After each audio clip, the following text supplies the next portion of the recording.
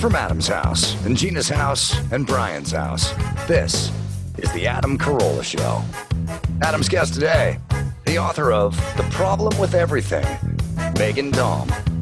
With Gina Grad on news and Bald Bryan on sound effects, and now, since he has tape measures for eyeballs, he's outraged at what people think 6 feet is. Adam Carolla. Yeah, get it on.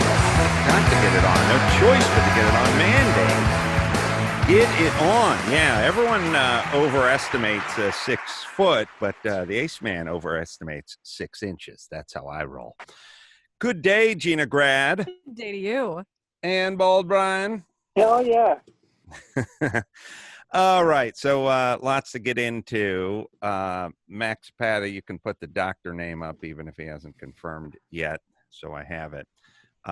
There's a very interesting doctor that we're trying to get on the phone with some out of New York with some pretty groundbreaking information as it pertains to the whole virus and his sort of triple cocktail and how he's been administering that. So we'll get into that. Possibly we're doing this in real time and trying to run the guy down, and we'll see if we can pull that one off. In the meantime, I will talk to you about gratification and delayed gratification. As everyone was watching the Michael Jordan, Scottie Pippen, Bulls thing on ESPN the other night. I know I was. I've been trying to get back to ESPN for 6 weeks. It's just, it's hard to go there Right. when you know there's, I mean, literally you turn it to ESPN, and I've said it before, but it's like literally they're rerunning the Johnsonville Bratwurst Company brings you cornholing competition from Lake Erie. It's like there's literally nothing going. But now they have this docu-series on the Bulls. I think 10.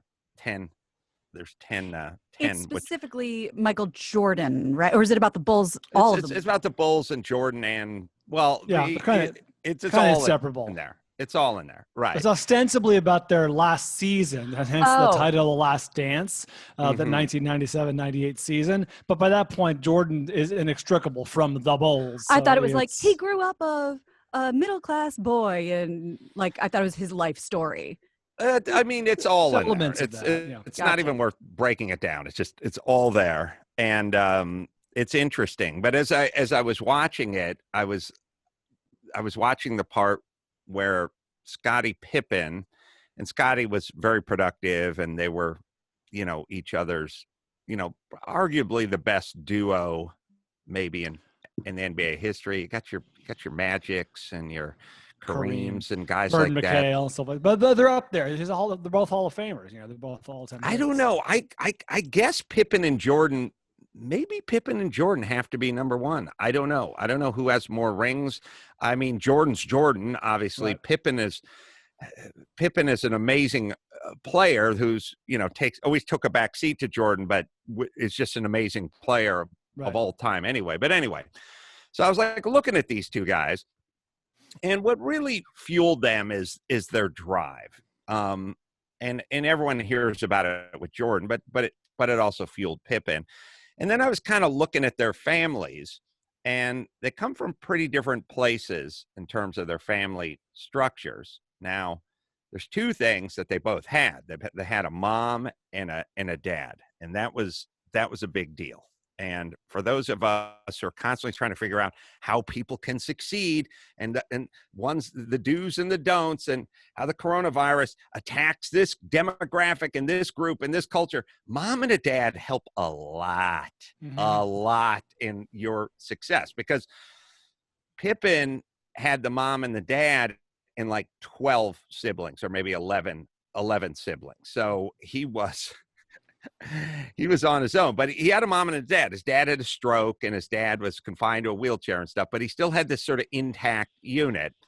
And he had to go out and outwork everyone. Now, Jordan had a mom and a dad, and they both worked, and they were kind of middle class. And Jordan famously didn't make the varsity team his sophomore year, I think it was. I think it was freshman. I think they said sophomore. Oh, okay, my bad. Maybe the story just gets better that way, but he joined his junior year. I do believe, someone can look it up. Anyway, he didn't make it his sophomore year, according to my memory.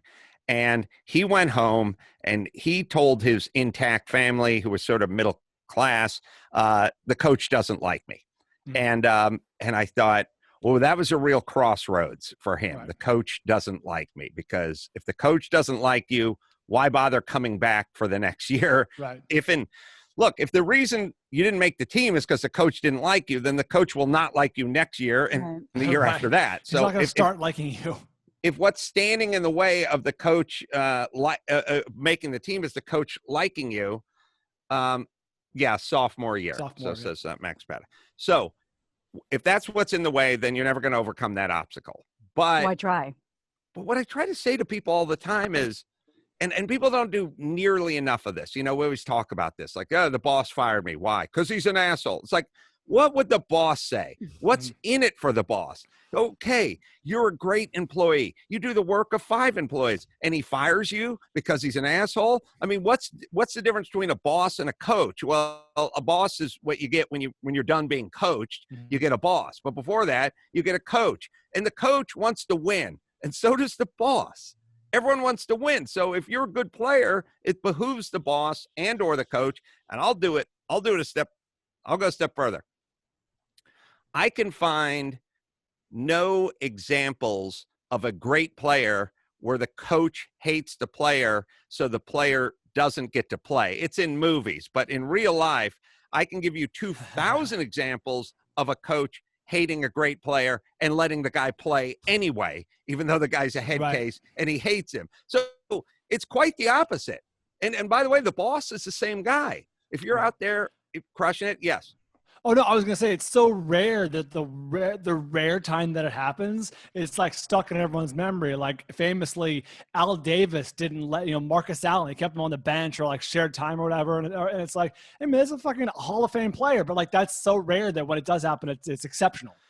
And it has to be a nutty boss like Al Davis. Yes. And even if you talk to Al Davis, he'd probably tell you that he didn't realize Marcus Allen's full potential. Like he probably didn't know just how good he was, because Marcus Allen was sort of unremarkable looking and in stature and everything else, but he could play. Right. He just didn't have the Barry Sanders or the Earl Campbell flashes. He just ran.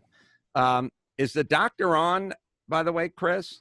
No, I haven't had any confirmation. I mean, we gave him very last minute notes, but he seemed interested, so I'm just waiting for. Oh, why the timeline then? I'm sorry. Oh no, you wanted his name, even though. I did. Wanted his name on the screen. But the 111 part, what's that? I'm confused by that part. Sorry. Is that 111? Maybe there's something on the screen. There's a time. That may have been the time that you received. The message came in. Note. Oh, sorry. Okay, yeah. I was just looking. I thought he was on hold or calling in 111 or something like that. Anyway, we'll keep you posted with Dr. Vladimir Zelenko. So now we go back to the subject. So Scottie Pippen has his tough, hardscrabble life kind of foisted on him. So he took this delayed gratification approach to life, but some people's delayed gratification, which is the road to success, is delayed gratification. Some people, it's imposed on them. And Scottie Pippen, it was imposed on him. He had 11 brothers and sisters. His dad had a stroke. They had no money. He had to delay his gratification in life.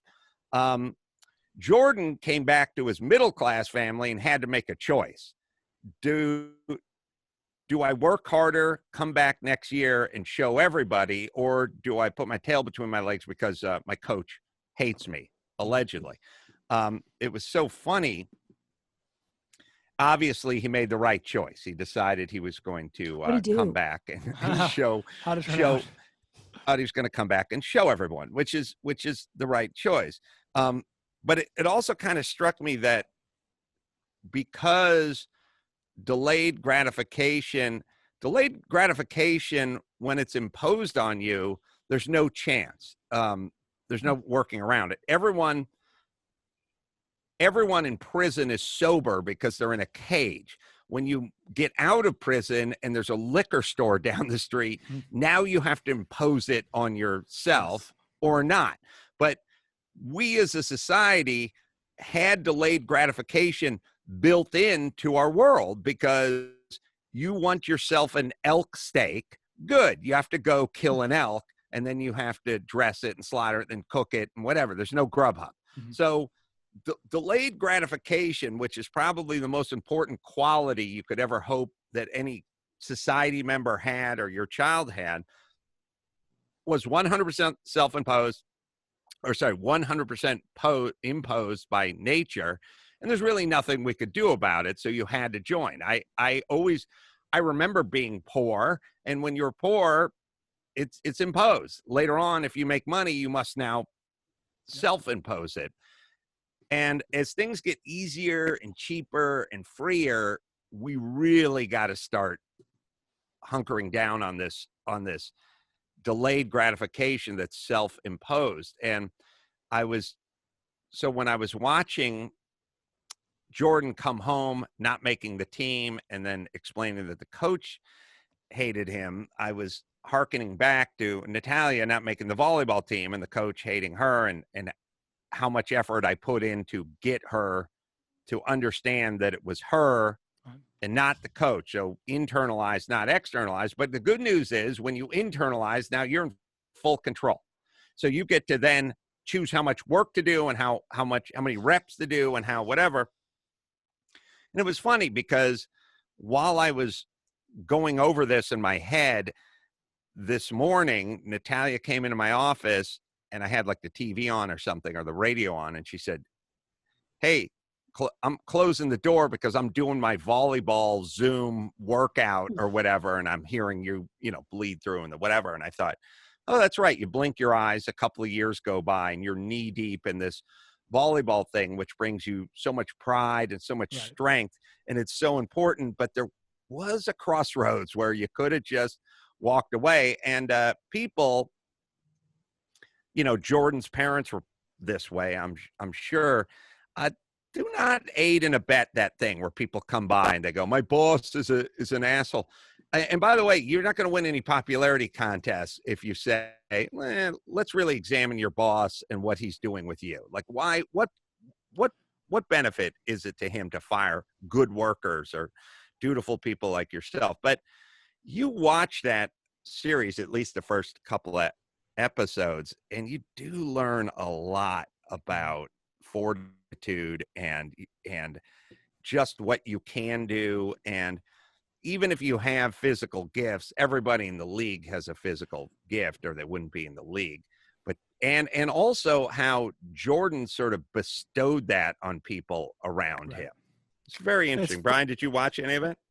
I watched the first episode. I haven't seen the second, so I don't know if they talked about this in the second episode. It sounds like maybe they touched on it, but it's funny you mentioned physical gifts and delayed gratitude because both Scottie Pippen and Dennis Rodman both experienced a weird growth spurt during college. Like Scottie Pippen was not offered any scholarships. He walked on at Central Arkansas as like a 6'1", kind of reserve player and experienced this great growth spurt. And combine that with his physical skills, he literally was like a late bloomer, delayed gratification. Same with Dennis Rodman. He, after high school, I'm pretty sure he went on to become like a janitor or something. Like he wasn't even playing sports. He didn't go to college. Next thing you know, he grows like 8 inches and then, at age 18, and then he goes to like walk on or play like a scholarship at like a smaller, a southern directional school. The point is these guys, they probably went through a lot, thinking, basketball's over. I'll never really, make it past this level. And the delayed gratification, man. Absolutely. Yeah. Pippen was like the equipment manager for the team and would practice and hang out. And did they get into that in episode 2? Is that? And at some point he watched enough guys flame out with their free rides. He saw enough guys with their scholarships kind of flame out that he like went into the coach's office and said, "Hey, I know you got some open spots here. Like, give me a shot." But that's another good point, which is if you can't be in it, be near it. You know, Yeah. get around it. You know, so Pippen wanted to play basketball. He wanted to play for that team, and that team was like, "Yeah, we're all full up." 6'1", 6'2" guy, and he was like, "Okay, I'll be the equipment manager." And he hung around. And when you hang around, you guys all know this. There is probably no greater example of this than radio. All you have to do is be around long enough. And if you're around, before you know it, you'll start sliding into some slots. And, Indeed. you know, I wanted to train Jimmy to box just to be around. I wanted to just get around that place. And when you're, you know, if you look at the bullseye as being on the team or being on the morning show or being on the whatever that thing is, in the band, whatever that is, if that's the bullseye, then being around is the next circle just outside the bullseye. And then outside of that, it's a country mile before any circle shows up. You know what I mean? You get right around. Now, it's really hard to make the team, and it's really hard to make the morning show, and it's really hard to make the band, but it is not hard to get near it. Right. You That's show true. up and go, I'll pick up jerseys and throw them in the washing machine, and I'll push a mop after practice, and everyone goes, well, fine, do it. Go ahead. Now we all know who you are, and we know Right. what your value is. Yep. And you're familiar and you're around. Yeah. And people in a way, like, we can't stop people from profiling, and we all always put a negative spin on it, but basketball coaches, bosses, program directors, people in the position of power, they're really just profilers. They really just sit around and watch people. They watch people at practice. I mean, we've all seen the movie trope where, you know, the coach is walking to teach his driver's ed class, and he sees that kid out on the blacktop just dunking a tennis ball or something. Like, who is that kid? Like, he's right. That's every movie trope. Sure. He's profiling. His head is on a swivel. He's looking around for people who are, you know, the program director's looking around for people that are funny. First thing, they're just looking for people that are there. They can You know show what I up mean? on Like, time. right. The worst piece of profiling is when they come in and they go, where's Carolla, or where's Rodman, or where's Scottie Pippen, or where's the guy who pushes the mop? And it's like, What a morning show. I know. That's a They real go, zoo. the guy who pushes them up, like, where is that guy? It's like, yeah, he called in sick. He's not going to be around. Oh, okay. If it happens again, the coach is going, okay, that guy doesn't show up. Yeah. He doesn't come through. So those guys are profiling. Rodman. Pippen got right in there, and the coach is watching. And at some point, when he went in to ask him for the scholarship, and he was working on his skills while he was there, when he went in to ask him for his scholarship, the guy said, yeah, because he'd been profiling him. And then if you think about any scout or and then you got to go the next level, the NBA draft. Like, everyone is just profiling. Everyone is looking. It behooves them to profile. It behooves you to profile when you're walking down the street and you see, like, a dog, you know, wagging its tail versus fur standing up. So delayed gratification. And my takeaway was we're going to have to do it to each other. I mean, ourselves and each other. Like, we're really going to everyone is going to have to be in charge of their own delayed gratification, since we all live in a candy store with a barrel of M&Ms in every room. I mean, ostensibly, that's where we're living. If you have kids, well, this is an interesting concept. Here's an interesting concept. Max Paddock, you can do away with the notes about the doctor on there, but just put it on if he chimes in, and we'll just play it from there. Here's an interesting thing. Parents, you know, intact couples and kids and that kind of thing, it benefits the kid, obviously, to have the intact parents. But when you have kids, it really works on you in your delayed gratification, because I live in a house with a kitchen that's filled with shit I shouldn't be eating. And if I just was a bachelor, like I'd spent so many years just living alone, I just wouldn't buy it. I just wouldn't bring it in the house. There's no such thing as, sugar pop cereal in my house when I was, there's not coolers Frosted filled with Pop-Tarts. sodas. Yeah, we got 3 tubs of Rocky Road ice cream and the whatever.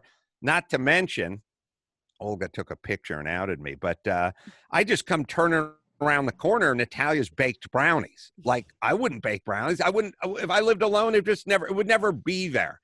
These guys, they order 5 pizzas, they eat half a pizza, they take the other 4.5, they put them in the fridge. I come home that night, I open the fridge and I'm staring at a bunch of pizzas. I wonder if there's some study. There's a picture of me eating a chunk of Natalia's brownie, although I couldn't resist. The point is this. I wonder if there's studies about your sort of intestinal fortitude. Nobody photoshopped that. No, being built up by being a parent and having to live with it all the time, like having to keep walking. Like, I didn't get I had no exercise in resolve when I was a bachelor, because I would open the fridge and there'd just be a cold water bottle in there and maybe some top ramen in the cabinet. That was about it. Like, I didn't have any. I didn't have to step past things. Now, every time I open the fridge, it's just filled with leftovers and shit. And I think you could build yourself up a little that way. Do you think that's the new Darwinism? The self-implied instant gratification? That's who's going to survive. Well, I think it's a Darwinism that's a little less than, it's not quite survival of the fittest, but it's thrival of the fittest. Like, the fittest of the fittest. We're going to be looking at people that just thrive and those that just survive but languish because of that one thing. And we're going to blame it on society or politicians or the government or whatever, but it's really all kind of within. There's no reason we should know Scottie Pippen's name. He just happened to have it. Yes, Brian. I'm starting to experience what you're talking about. I think Chris has Christie's Instagram story from yesterday, and that Christy and Tessa had a little project, and that is now residing in our home. Delicious. Those are like bakery quality cupcakes. Those are goddamn spectacular.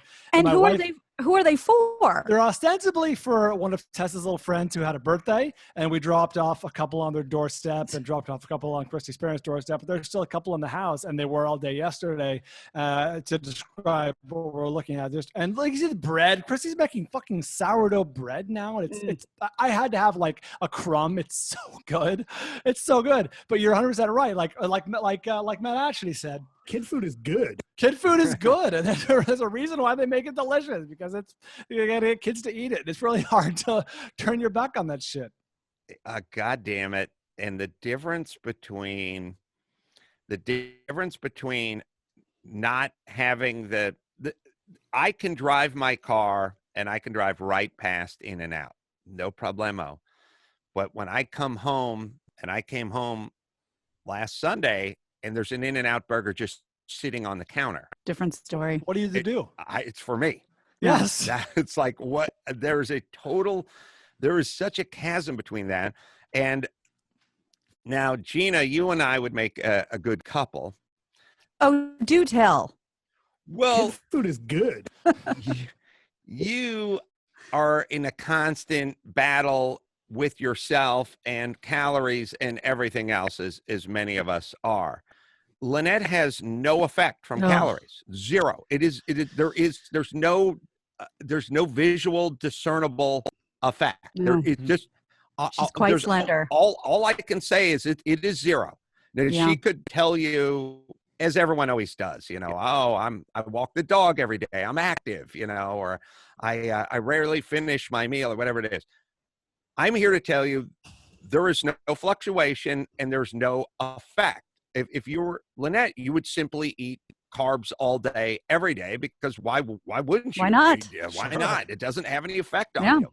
So You're Bill Murray and Groundhog Day. Right. Just keep bringing the pies. Right. So now normally what happens is the two kids are up against, or even the one kid or the three kids is up against the two parents. Right. So there's a little bit of a balancing act that's going on, but it is 3-on-1. And I'm Rodman running up and down the court. I got no 3-point range. I can just rebound. So I'm just chasing these guys up and down the court while they're just running up the fucking scoreboard. And there's nothing I can do about it. Diving after loose balls. That's all you can do. That's all I can do. There's nothing I can do. And I think if you and I, Gina, were a couple, we'd be constantly trying to balance this or battle it or do something. I think you're right. My fiance's on his 115th day of NSNG, and he was Mr. Jumbo Jack deep fried taco all day, all night. So it's been a little easier lately. But last night, I made, I think Chris has a picture. I made meatballs, meatball Parmesan. That was last night I took those pictures. Damn. And, and a little wilted spinach, and nobody said, oh, well, I got spaghetti for you, but I can't have any, which has made my life much easier. Oh, that's lately what I've been doing. Yeah. So it's not, I'm not good at, I have to have a bite. Lynette bought a cotton candy machine off of Amazon, and I walked in the kitchen. She said she's making purple cotton candy for everybody. Okay. No, I should have left meatballs in the mailbox. She actually made lamb chops last night, which were delectable and in our lane. But so everyone, the thought that I'm putting together is the haves and the have-nots and the thrivers and the survivors and the survival of the fittest, but the least fit shall survive because of modern medicine and whatever we've worked up. They're just going to be hooked up to a dialysis machine, right? And they'll be living life at that. So I think what you're going to see is the super thrivers and then survivors, and we already see it now. And we do this thing where we're going there's such a chasm between the haves and the have-nots, but it's that chasm, and we always do a monetary take on it, but there is going to be a monetary take. The people that are out running multiple businesses and marathons and doing it, they're all the same person, right? It's we see it. They write books, they write blogs, you see them thriving, and it's not just limited to health. It takes up all the lanes. It's success and health and relationships and all that. And then we see what's going on in the other direction. It's health, but then it's financing and it's home ownership. It's all could be put under one umbrella. And think about 100 years ago, what percentage of people had that choice? There was a couple of guys who ran railroads and had big steel mills. And then there was everyone else. We just had to go to work, work the land, start a fire, pump the well water, hunt your dinner. Right. Now there is a choice, and people are going to have to start making that choice. And the part that worries me is the news and media in general and politicians in general are not going to be the ones to beat that drum. They want the votes from those people and they want the eyeballs from those people because there's way more of them than there are of the thrivers. Sure. And thus that's going to create even more of them. Thoughts? I'm open. Yeah, obviously the thrivers will always be outnumbered by the survivors, as you put it, but that's kind of what makes them special. I don't know what word I want to use. What makes them enviable? You know what I mean? That's what we're talking about. Aspirational. Yeah, that's what makes them special. Ironically, is the fact that there's fewer of them, and there always will be. Yeah, I was looking down a little note I had here, and if people want to start thinking about this, I am 1,000% married to the chip away plan. Mm-hmm. I know it sounds like an Indian tribe, the Chipaway tribe, the Chipaway plan. I just got a note from Matt, the Porcelain Punisher, a few moments ago, and it said book plates coming in. Publisher needs you to sign the book plates. And I thought, oh, here we go again. I'm going to get a brick of book plates. Brian, I don't know if you had to go through this. I did, but I also remember you doing it because you would just sign one during the show or during whatever, during a spot, during a commercial, during a song, just sign a dozen. Right. So I started thinking about it and I thought, oh, the dreaded book plate. And you get literally a brick of these book plates, a little adhesive, I don't know, 3x5, whatever's. And you just have to sign them and sign them and sign them and sign them. And I immediately hands went, don't hurt. Yeah, what I'm going to do is I'm going to take a stack of these. I'll take a half-inch of them with me. And when I'm watching Sports Center, the next Jordan offering, I'll just sign them while I'm doing that.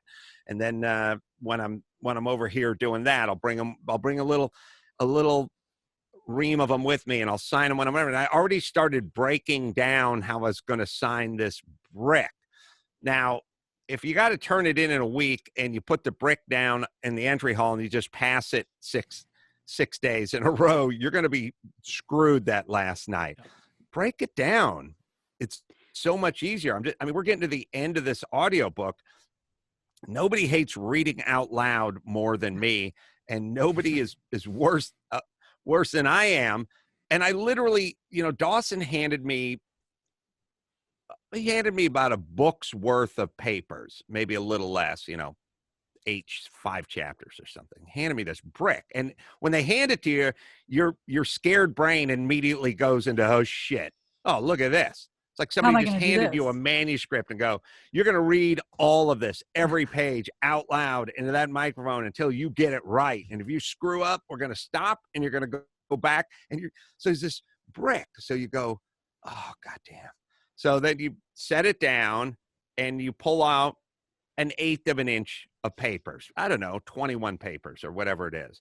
And at some point, I found myself finishing a pile and then holding it up to the piles that were left and going, all right, you just finished an 1/8. And there's like 5/8 left.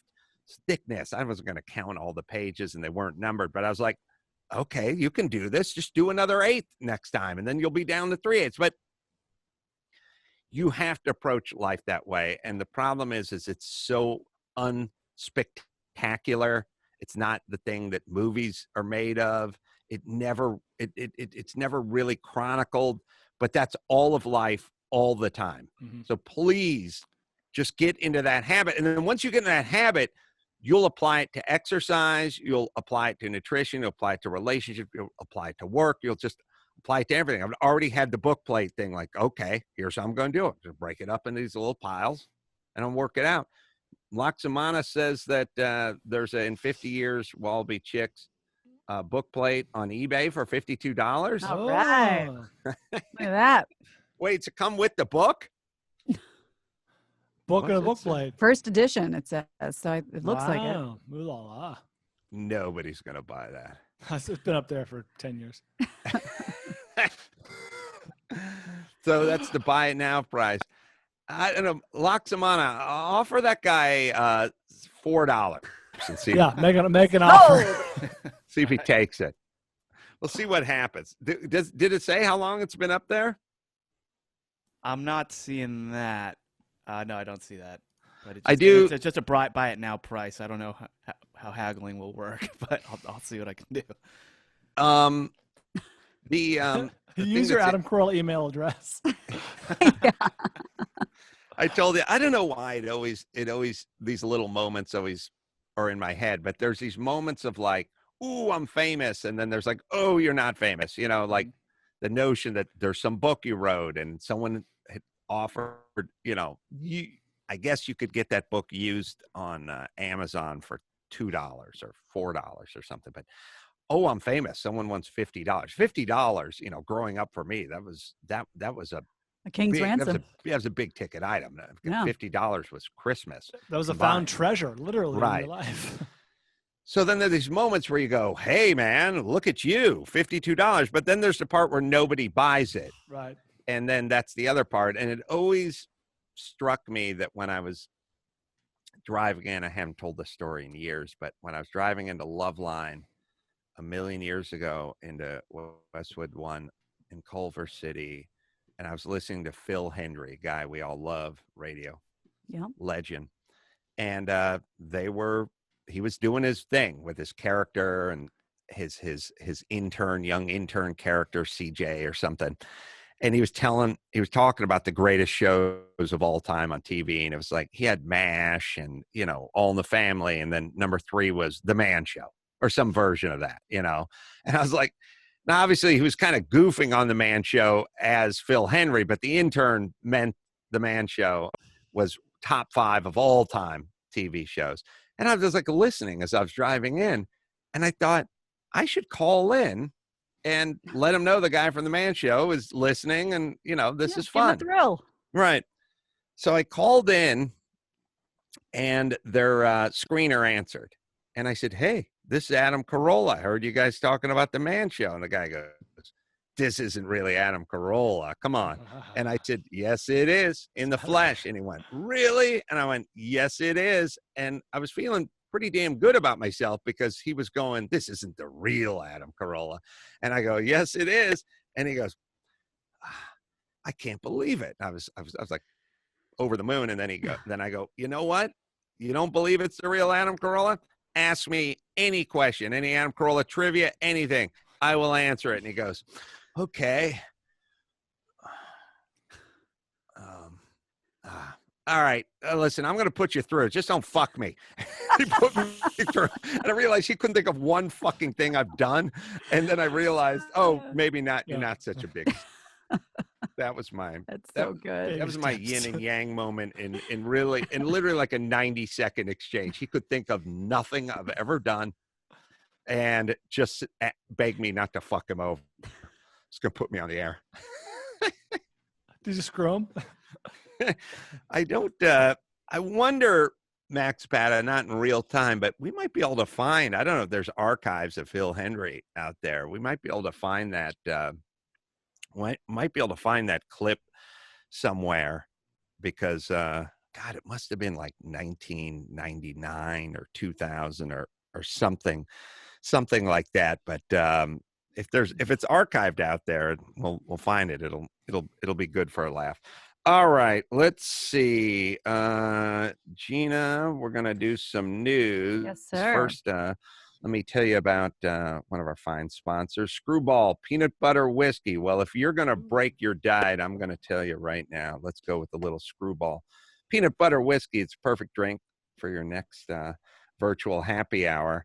And, you got to work hard. You got to breathe, like Susan Powder says, but at night, pour yourself a little Screwball and take the edge off and watch the Jordan special. Made by husband and wife duo with American whiskey and peanut butter flavor. This thing, they sent over a few bottles of this at the Christmas party, and it was the hit of the Carolla Digital Christmas party. Tastes amazing all by itself, neat or on the rocks, and you can do it as a shot. And or it'll elevate just about any cocktail. Add it to your coffee or put a scoop of vanilla in there and really enjoy. Screwball is also donating hand sanitizer to hospitals, police, firefighters, and more. So fun sponsor, good sponsor. Screwball Peanut Butter Whiskey, right, Dawson? Screwball, the original and most awarded peanut butter whiskey, is now available near you. It's 70 proof. Screwball Peanut Butter Whiskey is the perfect shot or the perfect addition to your favorite cocktail. Pick it up at your local store. Get it delivered today. Get ready to #GetScrewed. Go to screwballwhiskey.com for more info. Enjoy responsibly. Advertisement by Screwball Spirits, LLC, San Marcos, California. Whiskey with natural flavors and caramel color. 35% alcohol by volume. All right, let's take a quickie break. We'll come right back with the news and Gina Grad right after this. News with Gina Grad, breaking viral, all those crazy Trump tweets. Give me news with Gina Grad, trouble in the Middle East, celebrity drug meltdowns. Deep news with Gina Grad. The news with Gina Grad. Both Democratic and Republican governors on Sunday called out Donald Trump over his tweets to liberate states locked down to slow the spread of COVID-19. On Friday, Trump sent out tweets saying, "Liberate Minnesota!" ! Liberate Michigan, liberate Virginia, and save your great Second Amendment. It's under siege! ! Which was a little bit of a confusing message as the president, with these stay-at-home orders. Friday, Governor Jay Inslee, he's a Democrat, said that these were unhinged rantings and calls for people to liberate states could also lead to violence. Republican Governor Larry Hogan of Maryland, a state where protests against the lockdown took place, also questioned Trump's tweets. He said he didn't think it was helpful for the president to encourage demonstrations and encourage people to go against the president's own policy. So I think a little bit of confusion over the weekend. Well, he shouldn't be doing that, but we're going to have to get out soon. Something, whatever we thought was happening, the numbers aren't happening like we thought. Maybe that's because of this. We'll have to find that out. But there's no reason why healthy young people in certain areas, I mean, Manhattan shut down. You take the state of New York. Mm-hmm. Manhattan needs to be shut down, but Syracuse doesn't need to be shut down. Right. It's a completely different topography is completely different. I mean, you go, and I've been to Syracuse. I think Drew and I played Syracuse once, and I've been to upstate New York around Cornell. God, I'm trying to think of where we played.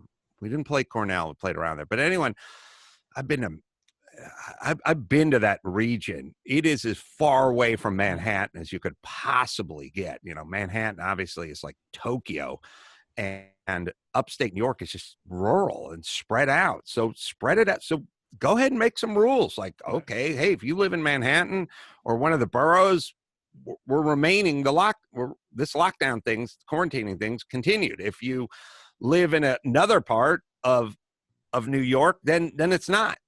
With restrictions or whatever it is. It's now, I think the beginning has to be knee jerk, but the beginning is always knee jerk. You know what I mean? Like you have to go and I don't really blame, it's funny. Like we're really hard on ourselves when we go like, Japanese American internment camps. That was horrible. That's like, it was horrible, but it was a knee jerk. We got bombed. The Japanese bombed us. We're freaked out and we made the wrong call, which you do. When you're jerking your knee, you jerk it into your nutsack half the time. But once we're done, once the dust has settled on Pearl Harbor and we get a little bit into the war effort, now you have to stop and you have to start making decisions. And so the first knee jerk is lock it down everywhere all the time. Understood. Okay. Now we're graduating. We're getting out of that fog of war, and we're now going into phase two. But there has to be a phase two. We have to start thinking about who is healthy, who this is affecting, who can carry on, because there's going to be a price to pay from all the people doing what they're doing. I mean, this is going to be a lot of depression and drug addiction and spousal abuse and all the things we don't want are going to start kicking in. So let's figure this out. They already are. So let's figure it out. There's really no reason if you look at us in SoCal and where we live and our age and so on and so forth, we shouldn't be doing what New York City is doing. We should be figuring this out. All right. One size doesn't necessarily fit all, especially once you're a month out from the initial, panic. Well, how could it? I mean, just look at the transportation system in Manhattan. I don't know when the last time in SoCal, I'm trying to think of the last time I was on a piece of public transportation. And if the answer is not really my adult, I know there's people that went to the Staples Center from, NoHo or something, but I haven't been on a piece of public transportation in Los Angeles in 30 years. So I don't know just that alone. I'm alone in my car. I drive alone into my shop, just versus people packed into a subway car. I mean, just for that alone, it's completely different. Even Fauci said those are just mobile petri dishes. I mean, if you really want to get sick, you're going to step in and out of those subway stations. I just sent something to Chris and Kaylin to put up. I don't know if this is real, because how could it be? I think someone just probably made it and it's circulating around the internet. Somebody sent it to me. Of course, you know, I think this is anywhere near official, but there are these little badges that are being sent all over the internet, and it says COVID-19 lockdown protester. So it's a little card that you can carry, and it says, to demonstrate my commitment to my freedoms and to compensate for the extra burden I am putting on the U.S. medical system, I hereby decline medical treatment for COVID-19 related medical conditions.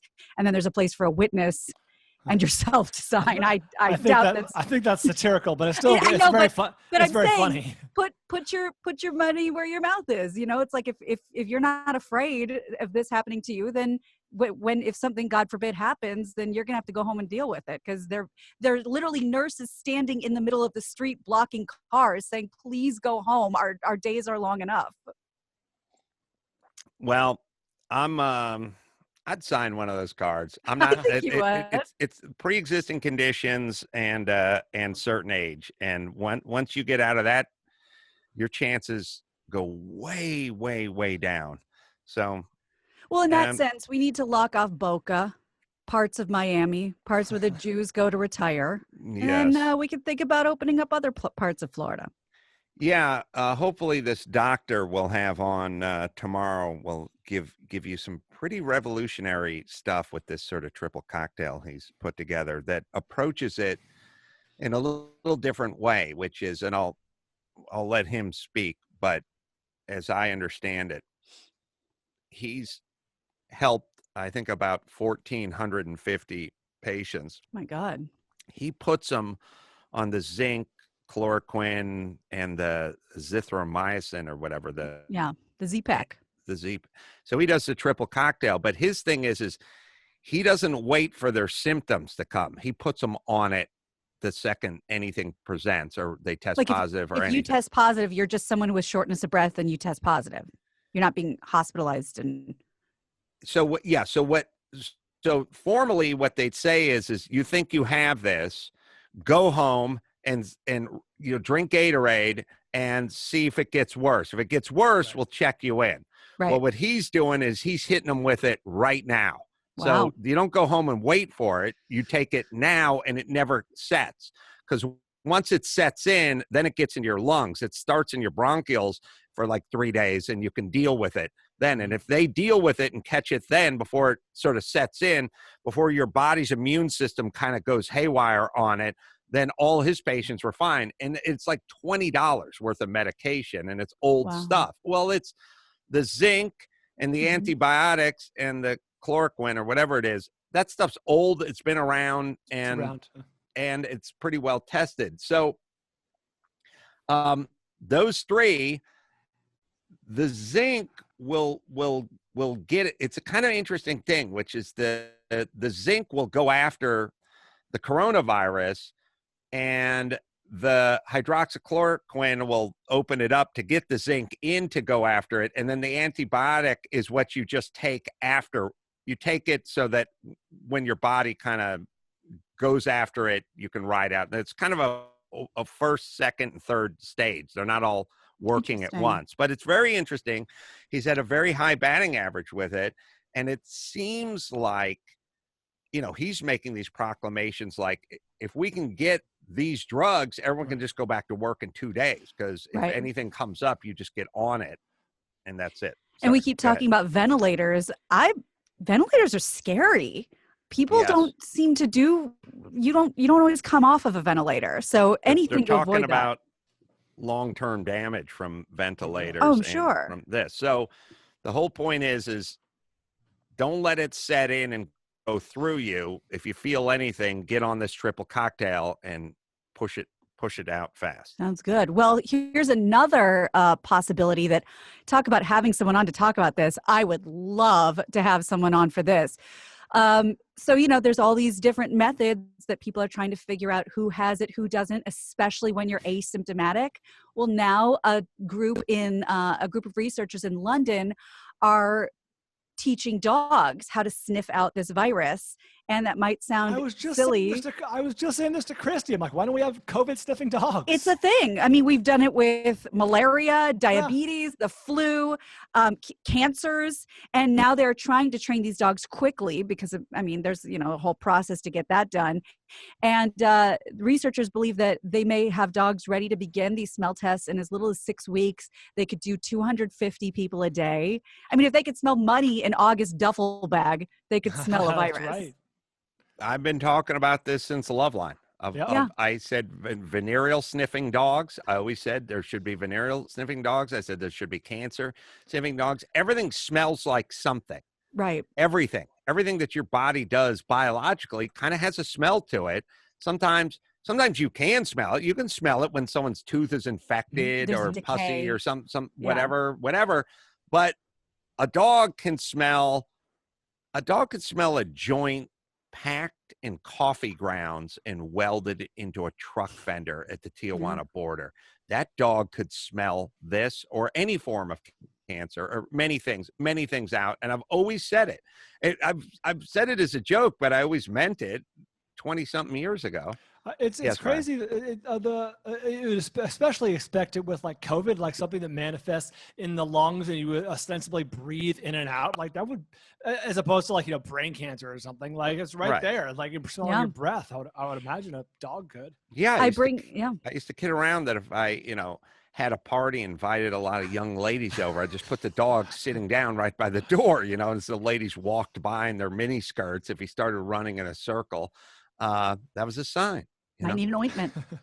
We have Phil. Sorry. Oh, you have what? No, I want you to say it. I'll tell people we have the Phil Hendrie call from November 1999. But go ahead, Gina.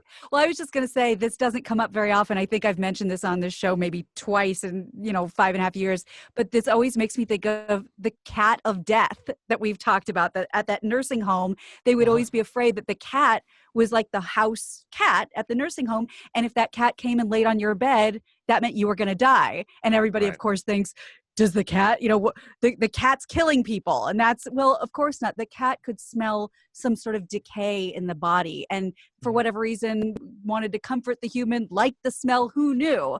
But animals... Hungry. Yeah. Oh God. But between your crows and these dogs, we are far behind in what we could be doing. All right. We'll play the Phil Hendrie audio from November 1999.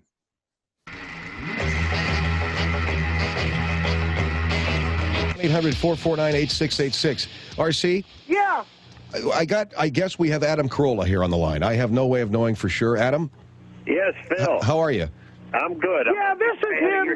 Yeah, this is him. Okay. Yeah. And I know you gotta go do a Loveline show here in about, 8 minutes? Yeah. So why are you hanging on the phone with us here? Well, I was listening to you on the ride in, Phil, and RC makes some pretty valid points, and he's been getting a lot of flack from a lot of your callers, and I'm here to defend the lad. The Man Show. Yeah, The Man Show. Number 18 most influential on the thing. On the thing. And not only do I want to back you on the Man Show, RC, but Linda Lavin. A surprise call, but a good call, a very strong call. Phil, a lot of your callers argued about Linda Lavin's merits, but let me tell you, not only was she the star of that show, she sung the theme song. What the hell was that theme song? Alice? I don't know how it goes. Early to bed. Oh, she was she sang that, huh? And at the end, she scatted. And there's not a lot of white women who scat. Now, so what I think that puts her on the list. Yeah. Hey, I want to ask you, Adam, who was the redheaded one what played Flo? She's one of the most influential, too. Yeah, she should at least, I think she should bump Daisy Fuentes down to 20. Right. Got to take 19. And put that redheaded chick on. That's right. Good luck with the show, The Man Show, with Jimmy Kimmel, right? Yes. And one of these nights I'm going to get to see all this TV that I can't see because I'm, like you, I'm up late, I know, Phil. We miss all the good programming. Adam, thank you. Thank you very much for taking my call. Peace out! Nice. That was R.C. Collins. Now, for those who are uninitiated, that's Phil doing both voices. That's why it's funny. That and that sounds was like it's overlapping, and your brain can't catch up. Well, it's an interesting thing, which is his thing is he would argue with people who called into the show, but they were arguing with both guests, Right. and Phil would moderate, but the guests would say horrible things. But the thing that I always found interesting, even when I'd listened to the show 20 years ago, from a sociological standpoint, the way he would coax people into calling in, and he was in the business of agitating people. They had to call in. They were angry. They were, how dare you say this? All he would have to do is play his female character who lived in a double-gated community and had a young son. And all she would have to do is explain why her son was better than your kids because they were rich and they were affluent, and that he deserved a better education and a safer life because they were rich and they were white and they lived in an affluent community. And people would just immediately call in and start screaming, I'm a mother. I'm a single mother. You mean your boy is better than my boy because I'm single and because I'm not rich? And he would explain, yes, it's true. He deserves a better life. All you have to do is give anyone just one little ounce of shame, or because they'd always call in and explain that they were laid off and they were divorced and their kid had to go to public school. Just give them a little taste of that class warfare, and they go ballistic. That's the way to do it. Now, if someone would call in, if one of his characters would just say, "Oh, I'm not doing so well, my kid's not doing so well, and we're struggling," no one would be provoked to call in. You just have to explain why you're better, and then everyone goes berserk and calls in. Now, I don't know who that person is who's like driving their car and hears somebody bragging about doing better, who has to pull over and call in frantically and defend their lifestyle. But there's a lot of them out there. Do you think there were more back then? Are we burnt out on that now? No, I think now we have more now. Yeah. Fewer radio shows. That's true. Well, if you think about it, here's all you have to know. Think about every politician and every celebrity trying to round down on any success financially they have or financial success they came from. Like it is a theme. If you have except for Trump, of course.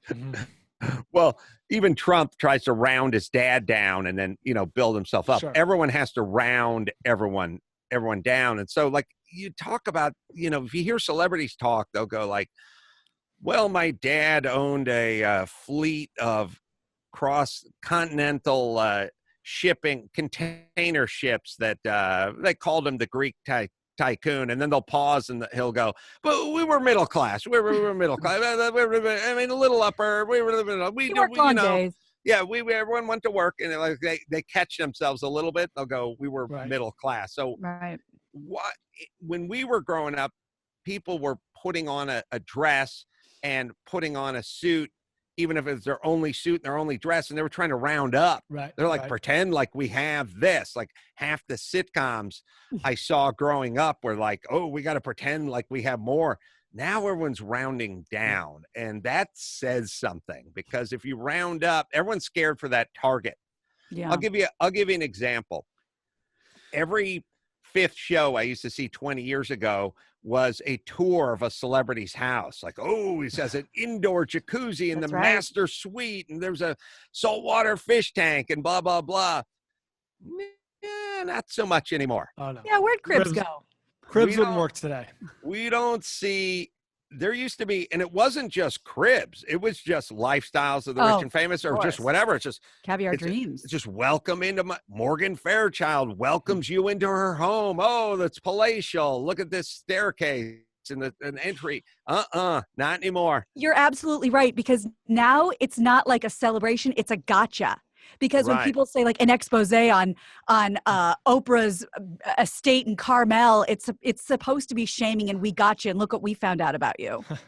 It's like, yeah, she's worth $1 billion. Of course she has an estate. Nancy Pelosi went to her freezer, and everyone was like, that's a $24,000 freezer. What are you doing with that freezer in your house? Like, you cannot have anything. Everyone just drives the Prius and won't tell you where they live. And I know, because I'm an architecture building guy. So I have said to like celebrity friends, like, hey, you did this big remodel. You did this really cool thing in your house. Can we go do like a little walkthrough or an expose? And it's like, nah, I don't want to get into trouble. Right. It's like, oh, I don't know. You're a celebrity. You're rich. Why wouldn't you have a nice home? Like, what do you mean get into trouble? It's like, I don't people don't like that. Yeah. Warren Buffett was a trailblazer, still in his split ranch house. I know. All right, let's do one more, Gina Grad. All right. Well, somebody would very much like to get out of prison, and somebody did get out of prison. I'll just tell these two real quick. Michael Cohen did get out early. He was, of course, the famous lawyer of Donald Trump. He'll be released from prison because of concerns of the coronavirus spreading. He's in an upstate New York correctional facility. He was supposed to get out November 2021, but they're going to let him out on May 1st after a 14-day quarantine because of all this virus mishigas. Wow, he's a winner. He's a winner of the quarantine. He's a COVID winner. Now, someone we don't know if they're going to be a winner, but doubtful. Bill Cosby would very much like to be released from prison over this. In a statement to NBC News, his spokesman, Andrew Wyatt, said Cosby, who's 82, recently had partially blocked arteries, is blind from glaucoma, takes medication for high blood pressure, recently had 2 major surgeries. He added, we're asking Governor Wolf to amend his executive order and grant Mr. Cosby compassionate relief based on his current medical status. And Cosby was convicted in 2018 of sexual assault. You know, we know the whole story. But he's in Pennsylvania State Prison. 22 inmates, 13 staff members have contracted the virus. And Wyatt says Mr. Cosby was given a life sentence, not a life or death sentence. So we'll see what happens with that. You know, I guess I would have to be consistent in that anyone, if I feel I want to take my inmate population and I want to break them down into, first things first, could you possibly do harm to anyone on the outside? Mm-hmm. I need to know. That's my first criteria for looking at that. And then the second thing is what did you do and how much do you need to be punished? You know? So I don't think the attorney is going to hurt anybody. So he didn't rape anyone, except for, maybe the tax board or something. So I'm much more apt to let those guys out than I am of the Cosbys. But there's a version, because now Cosby's costing us money, and he's in there, and if he gets sick, he's going to go into the hospital ward, and he's going to cost us more money. I'm all right with some version of him being miserable for the rest of his life while he makes restitution. I just don't know how to enforce it, how we do that. You know what I mean?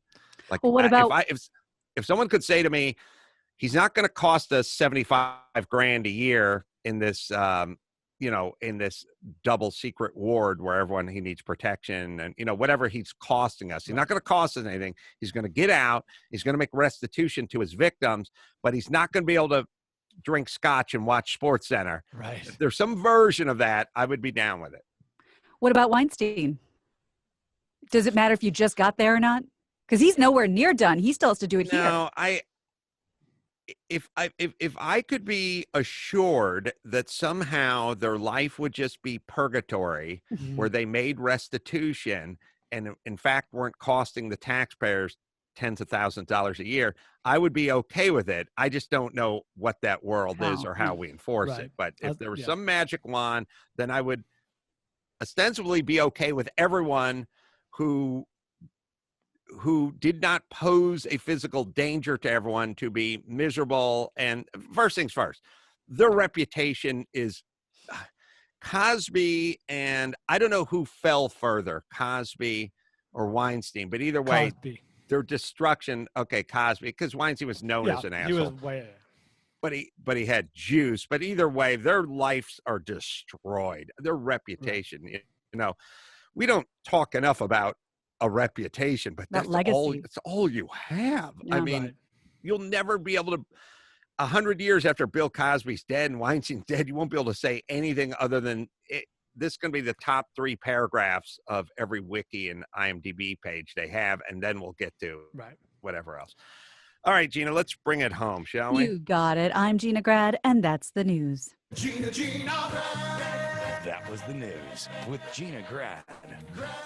Oh, do you rent? Do you own? Well, you probably do one or the other. And if you do, you have insurance. So you have homeowners insurance or renter's insurance. And now you have auto insurance as well. Why don't you bundle? Geico makes it easy to bundle your homeowners or renter's insurance along with your auto policy.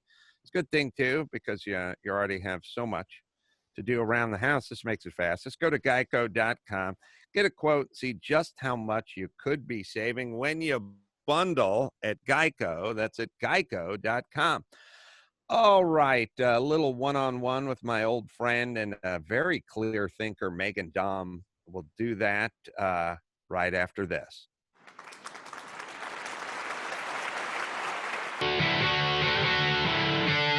It's time to check Adam's voicemail. Hey, Adam, you know, Governor Newsom has told the mayors not to shut down liquor stores because liquor stores sell the majority of the lotto tickets, and shutting them down would affect the state budget. So he wants to keep the liquor stores open so that the tards can keep buying lotto tickets. Have a great day.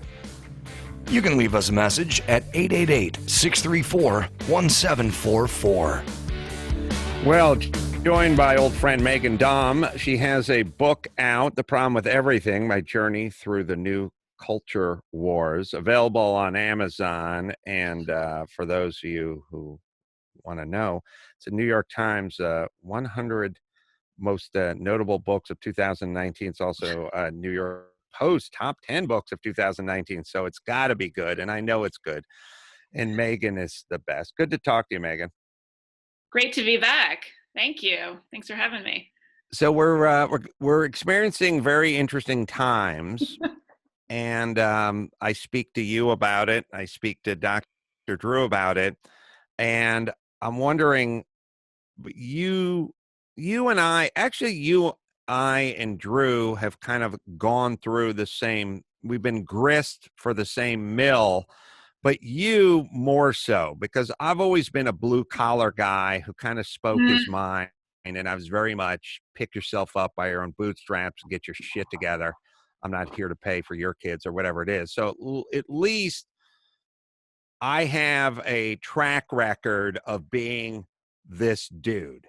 No, you didn't. Right. You didn't shock anybody. You did not throw anyone off course. Yes. No, I'm still called, racist and homophobic and misogynistic and everything else. But you were never not called that. Is that right?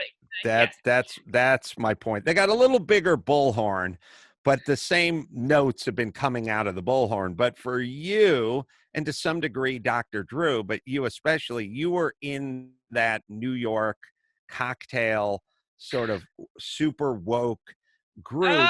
So you were in there, accepted in that group, and a darling of that group. Yes, in a way, but I mean, I predate wokeness. It wasn't woke. Like when I was coming up, the whole idea of going to the proverbial cocktail party was that you had interesting conversations, and like those were where the sophisticated thoughts were being expressed, and those were the places where you could say, hey, what if we looked at it this way, and what if it was this way, and sort of like PC, so you remember back in the 90s, like political correctness was sort of like an in-joke among lefties, like or liberals. Like it was a way you sort of made fun of less sophisticated liberals. And now we're into this bizarre moment where like the people in the media and a lot of the blue check people in journalism and the sort of professional thinkers on Twitter and elsewhere, they are like less interested in talking about things in an honest, sort of rigorous way than just like a lot of normal people on the street. And it's unprecedented. It's bizarre to me. Well, let's really take a deep dive into that and see if we can figure out what the engine behind that is. Because I don't think the engine behind it is just a truth and a belief and even values. There's something else going on. I Right. was kind of thinking about it as I was discussing. Somebody was interviewing me for No Safe Spaces, the movie I did with Dennis Prager, where we kind of got into this college and the safe space thing. And I started thinking, well, let's see. Ben Shapiro is coming to your college to speak, or Jordan Peterson is coming to your college to speak. Now, you've called what he says hate speech, and you want to protest them coming to your college to speak. But let's really think about it. Are you fearful of Ben Shapiro and what he has to say? Are you fearful? And I think if you're being intellectually honest, the answer is no. But what you are fearful of is being wrong. People hate being wrong. And Ben Shapiro and Jordan Peterson can make you look pretty wrong pretty fast. Now, what they're saying, you're calling hate speak, but really what it is it's an intellectual threat to your position that you would like to avoid. Because a diminutive Jewish guy showing up, lecturing for 45 minutes, and then saying anyone who disagrees with me can take the mic first, does not pose any threat physically or psychologically to you any more than a band you didn't enjoy playing at some venue near campus would pose a threat Right. to Well, that you. would be worse. So Right. why are you motivated to shut it down? And don't tell me because you're scared or because it poses a threat or because it motivates others to do physical violence against you. I think that's a lie. I think you're intellectually not up to the challenge and you're hiding behind this fear element. Oh, I'm just thinking of this listening to you. I wonder if part of it is that they're afraid the person is going to say something that they kind of agree with. It's they're afraid of relating to it too much. I mean, I notice this like with students sometimes, like they like me, they signed up for my class, whatever, they think we're, before I publish this book anyway, they think we're essentially on the same team. And then I'll start to say something like I said one time, like, oh, you should read Norman Mailer.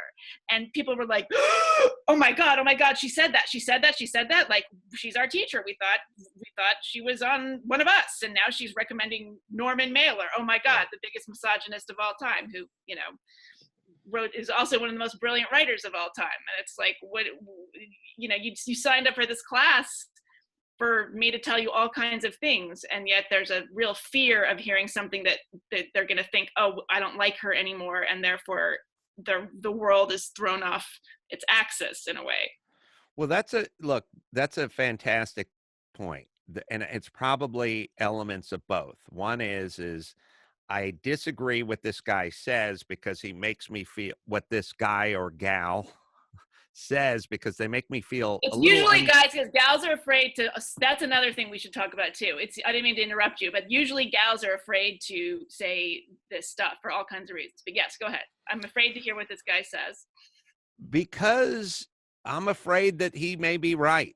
And, the thing about you take a guy like Jordan Peterson. I think people don't like the delivery system. Maybe they don't like the syringe, but what's coming out of the needle could save your life. And a lot of it, yeah. Right. And the other thing is you don't have to like all of it. It's okay to say, like, I agree with this, I don't agree with that. Like, walking and chewing gum at the same time is a lost art, it seems to me.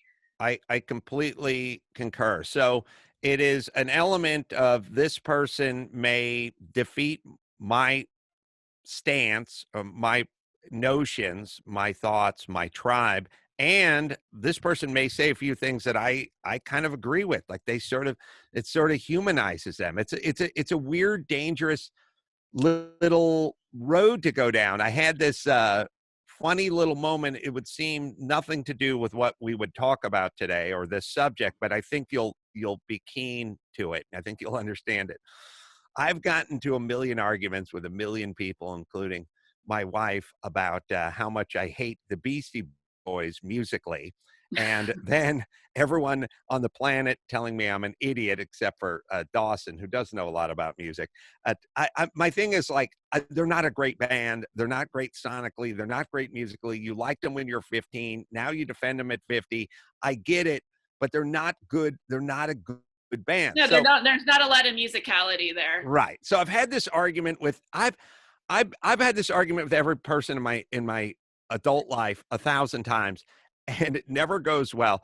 But I clicked on my computer today, and I was looking on Twitter, and there was here's a trailer for a Beastie Boys documentary, and I said, oh, all right, and I clicked on it, and I kind of half clicked on it, like, yeah, let's hear what shitty song they're playing now, and I clicked on it. And it was like a 2.5-minute sizzle reel. And they were showing them, and we met when we were young, and we knew we weren't good. But yet our friendship endured. And I was like, oh, I kind of like these guys. Like, and there's a part of me that's like, I don't really want to like them because I make that argument, you know. But you can like them and not like their music, and you can like the film. But you're completely right. And I do. I like them, and I don't like their music. But what I'm saying is I felt myself being drawn into this position that felt like, well, wait a minute. I'd built myself a little castle with a moat around it, and I have to get up to the parapet and boil some lead and like protect my castle. Yes. You know, and as I watched this thing, this wasn't Ben Shapiro coming to campus. I just clicked on it, and it started to draw me in. And instead of stopping it, I had to sort of go, yes, intellectually, you must absorb this. Yes, they seem like great guys. They're loving band and family members. One tragically died. Like, you can't just go, I hate these guys. You're going to have to be a little more nuanced. Right. Well, and confirmation bias really rules the day, does it not? I mean, we're so afraid of running into anything that's going to dismantle our presuppositions, right? I mean, it's almost like what we have instead of an identity. I mean, remember that, the line from High Fidelity, the novel, and then the movie, it's like, it's not what you're like, it's what you like, right? It would be important to somebody. So it's kind of like that now. It's not really what you it's not really kind of how your brain metabolizes opinion and information. It's what it's what sort of brands and thinkers and sort of tribal affiliations you're going to line yourself up with. Well, I'll put an even finer point on that line from High Fidelity, which is now it's not about what you're like, it's what you like, but more importantly, it's what you hate. And the group you hate it with, you know what I mean? Like who you hate. It's not enough to like this politician. It's more powerful to hate the other politician. Yeah, because hating is it's more of a straight shot, right? I guess liking is, you can't just, What I'm seeing a lot of is you would like to hate somebody, let's say Dr. Drew. Dr. Drew. One would, yes, not me. One would. Dr. Drew's a hard guy to hate because he hasn't really done anything where you could check the hate boxes. You know, it's pretty easy with Harvey Weinstein or Bill Cosby, we talked about in the news. That's pretty straightforward. Or, war criminals. But Dr. Drew's a physician who's been married to the same woman for 32 years and raised his kids and paid his taxes and got into media by trying to help AIDS victims in the 80s. So tough guy to hate. Right. But we'd like to hate him. So we're at a little crossroads here. Right. We can be disappointed in him. That's what sort of happened to me. I can't remember when we spoke last, but, when my book came out, it was a weird, I knew it was going to be, I completely anticipated the reception from the elite media, which is that, it wasn't like anybody said, she's wrong, although a few people might have said that, but it's more just like, this is not an appropriate, there's no point in talking about this because people are suffering and the world is terrible and unfair and there's racism and sexism and transphobia and et cetera, et cetera. And so even entertaining these questions is an act of aggression. And we don't hate her, but we're disappointed in her because we had so much invested in her. And the ironic thing about this is that, and this gets back to how we started this conversation, I've been writing controversial, provocative pieces my entire career for 25 years. One of the first published pieces I ever wrote was in 1996 in the New York Times Magazine. It was about the AIDS crisis, and it was about the way the safe sex message was being imparted, and the public health message, and this idea that you guys talked about, like, everyone's going to get AIDS, everyone's going to die of this. And I was noticing a real cognitive dissonance at that time, and I wrote a piece talking about those mixed messages, and the fact that I, as like, a straight white woman, didn't really think I was at much a risk of getting HIV as somebody else. And I was talking about why I was feeling this kind of confusion and conflict. That piece would never be published today. It was published in the New York Times. It would never be published today. And so the irony of this is, like, this last book of mine, it's my 6th book. It's probably the tamest book I have ever written. It is by far the most careful, the most hedging. I took a lot of stuff out that I wish I had not. And so that it's really a testament to where we are in the culture, that what is considered completely unspeakable was just part of normal kind of smart person conversation 20 years ago. Well, it's funny because I always laugh with Dr. Drew when people go, they claim you've changed or I've changed or Drew has changed. And right. I don't think I've changed. No. You become a little more nuanced, and you get a little older, and you have kids, and you see things around you sort of through the experience of your kids, and things shape you. Obviously, right. That's a constant, I was a Dumbo 17-year-old who played high school football, didn't know. I didn't know that Detroit was in Michigan.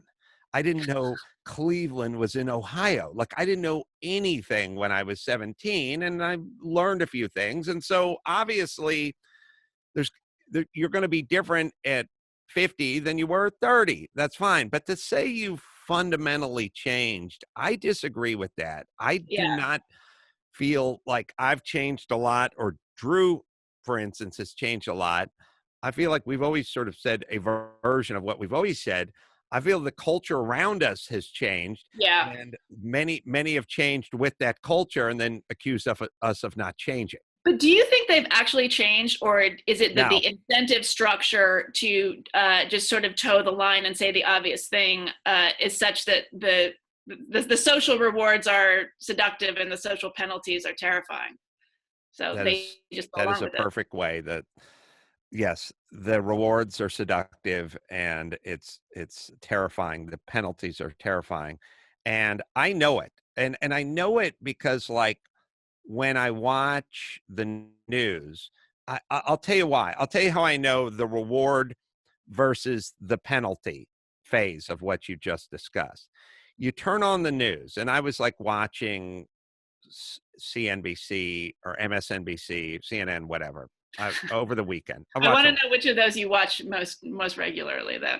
I just toggle back and forth, and so what they do is they get a panel together, and they go, this coronavirus is negatively affecting African Americans to 2-to-1 or 3-to-1 ratio, and it's Black and it's Hispanic, and this population is being decimated by this coronavirus, and somebody's got to ask these tough questions. What is going on? How can it be fixed? And here we go. And then they get a panel of experts together, and they're all 45 years plus. They all have great pedigrees in terms of degrees hanging on their wall, lots of education, well-traveled journalist, or we have the mayor of Chicago. She's on. Everyone's on.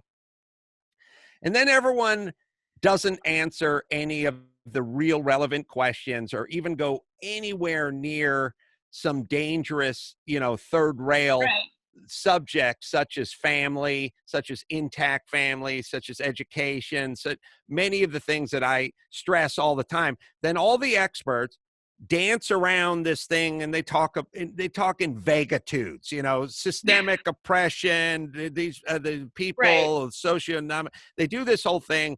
They do a weird thing where it's like doctors turn away black, like you sort of implying that doctors are racist, you know. And there's actually not a lot of evidence for these platitudes. Right. They don't point. There's nothing specific. There's no plan. They're going to put it together. The mayor's going to put together a task force to study this. Nothing ever comes out the other end. No one ever really, it's like saying, we got to talk about obesity in our country. Let's have a real honest discussion about obesity. We put together 4 experts, and diet and exercise never comes up. It just never comes up.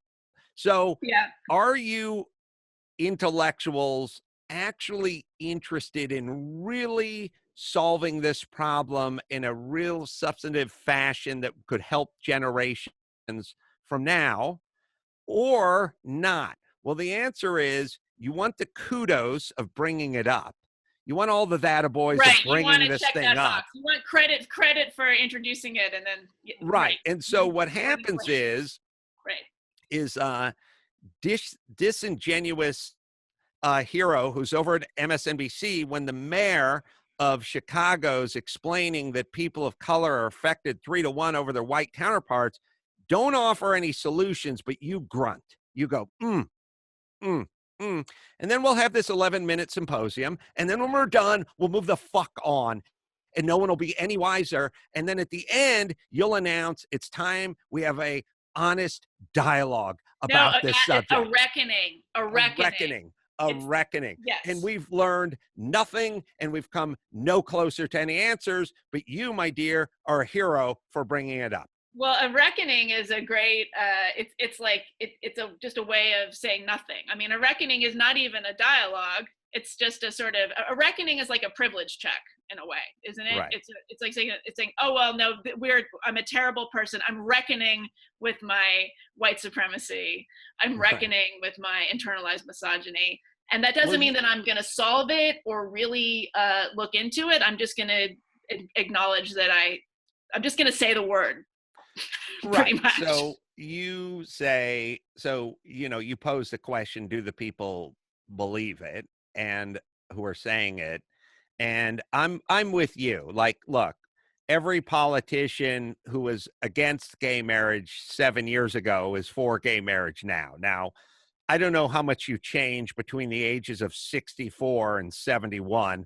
I'm hoping it's not that much, but I notice a lot of these people, like, you were talking a completely different way about gay marriage and the border. And look, you can take whatever you can be on whatever side of this you want. I'm just saying, when a 63-year-old politician is talking about being against gay marriage and wants to beef up the border, and 8 years later, that person is 71 and they now want to loosen up restrictions at the border and they're pro-gay marriage, did they physically change their minds about those subjects on a cellular level, or are they just realizing I got to get to this side of the subject and that side of the subject? And I agree with you. The water temperature was such that they could wade in.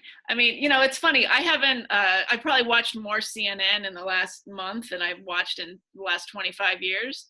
And I mean, I would love to know what those anchors and those pundits are talking about when the cameras are off. They're not stupid.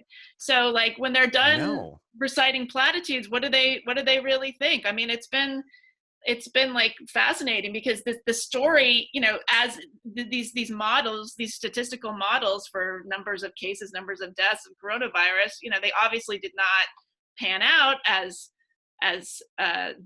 prognosticated, by the gravest doomsayers, thank goodness. But now the story keeps changing. So, now the story is structural racism around this. And now the story, it's always, this is Trump's fault. Always, always, always. I mean, I wonder if CNN, what percentage of airtime would be shaved off if they just decided they were going to stop going back to how this is Trump's fault? It would be like 50%. That there would be nothing. It would be just like a, it's look, white noise. I've said to this, I've always said to people, look, you can disagree with somebody all you want, but because you're both human beings, there's probably going to be some shit you agree on. And, anyone who's gone through a divorce and who has kids could go, well, I hate that witch of an ex-wife. And then she can go, I hate that dick of an ex-husband. But at some point, we're going to talk about the kids' nutrition, and you can both come together on that one. And then you can go back to hating each other. Like this notion of, well, my ex-wife is making eggs for my kids. She doesn't want them to eat toaster strudel for breakfast.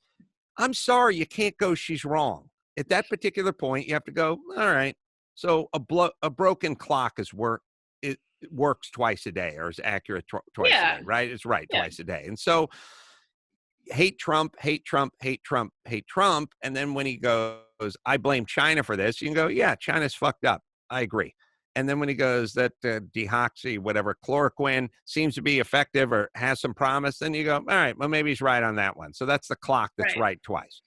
Right. Well, I mean, that's what the left doesn't seem to understand is if you hammer away at Trump for every single thing, all you're doing is, you're emboldening his base and you're losing leverage on your side. I mean, believe me, the guy doesn't need help doing himself in. He really doesn't. I just this is the thing, and it gets back to what I talk about in the book, like this idea of, contemporary feminism. There's a lot of rhetoric around making fun of men and male tears. And, it's this idea that you're punching up, right? It's okay to say terrible things about white men because they have more power than you by default. And so you're punching up. Well, I don't think so. I think that, once you decide that they have more power, you're sort of handing it to them in a lot of cases. Right. So, we're giving Trump more credit than he could possibly deserve. And I think it's true. Like it is coming, it did come from China. And I think, why can't we have a conversation? This is like the walking and chewing gum, where we say, well, maybe it came from a lab. It seems increasingly possible. And if we can entertain that question and really dig into that, that's not the same thing as saying that the Chinese people are terrible people, or that it was even released from the lab on purpose. That would seem hard to believe, but it seems certainly worth examining. There's a virology lab in that very city. Well, Trump says, this came from China. We need to blame China. Again, he could be right. And you would then help your credibility by going, hey, I disagree with almost everything this guy says. But in this particular case, yeah, he's right.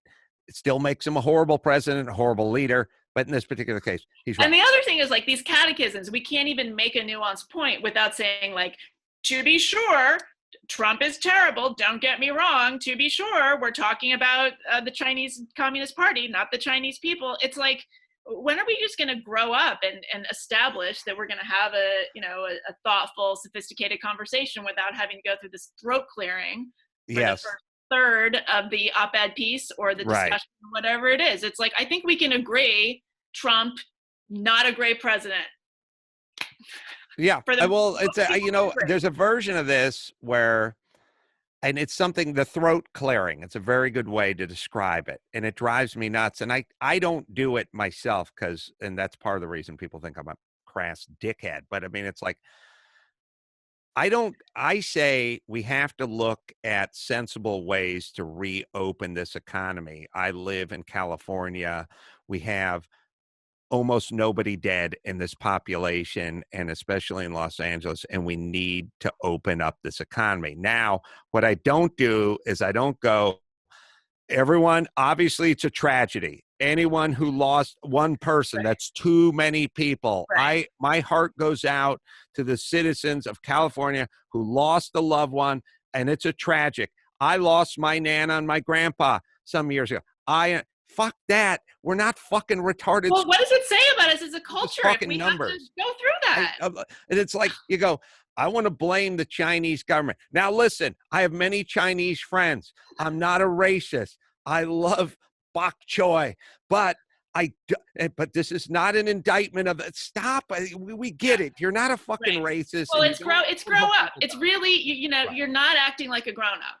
It's like, let's have a grown up conversation. We don't need to, we don't need to hold everybody's hand through every syllable of every sentence.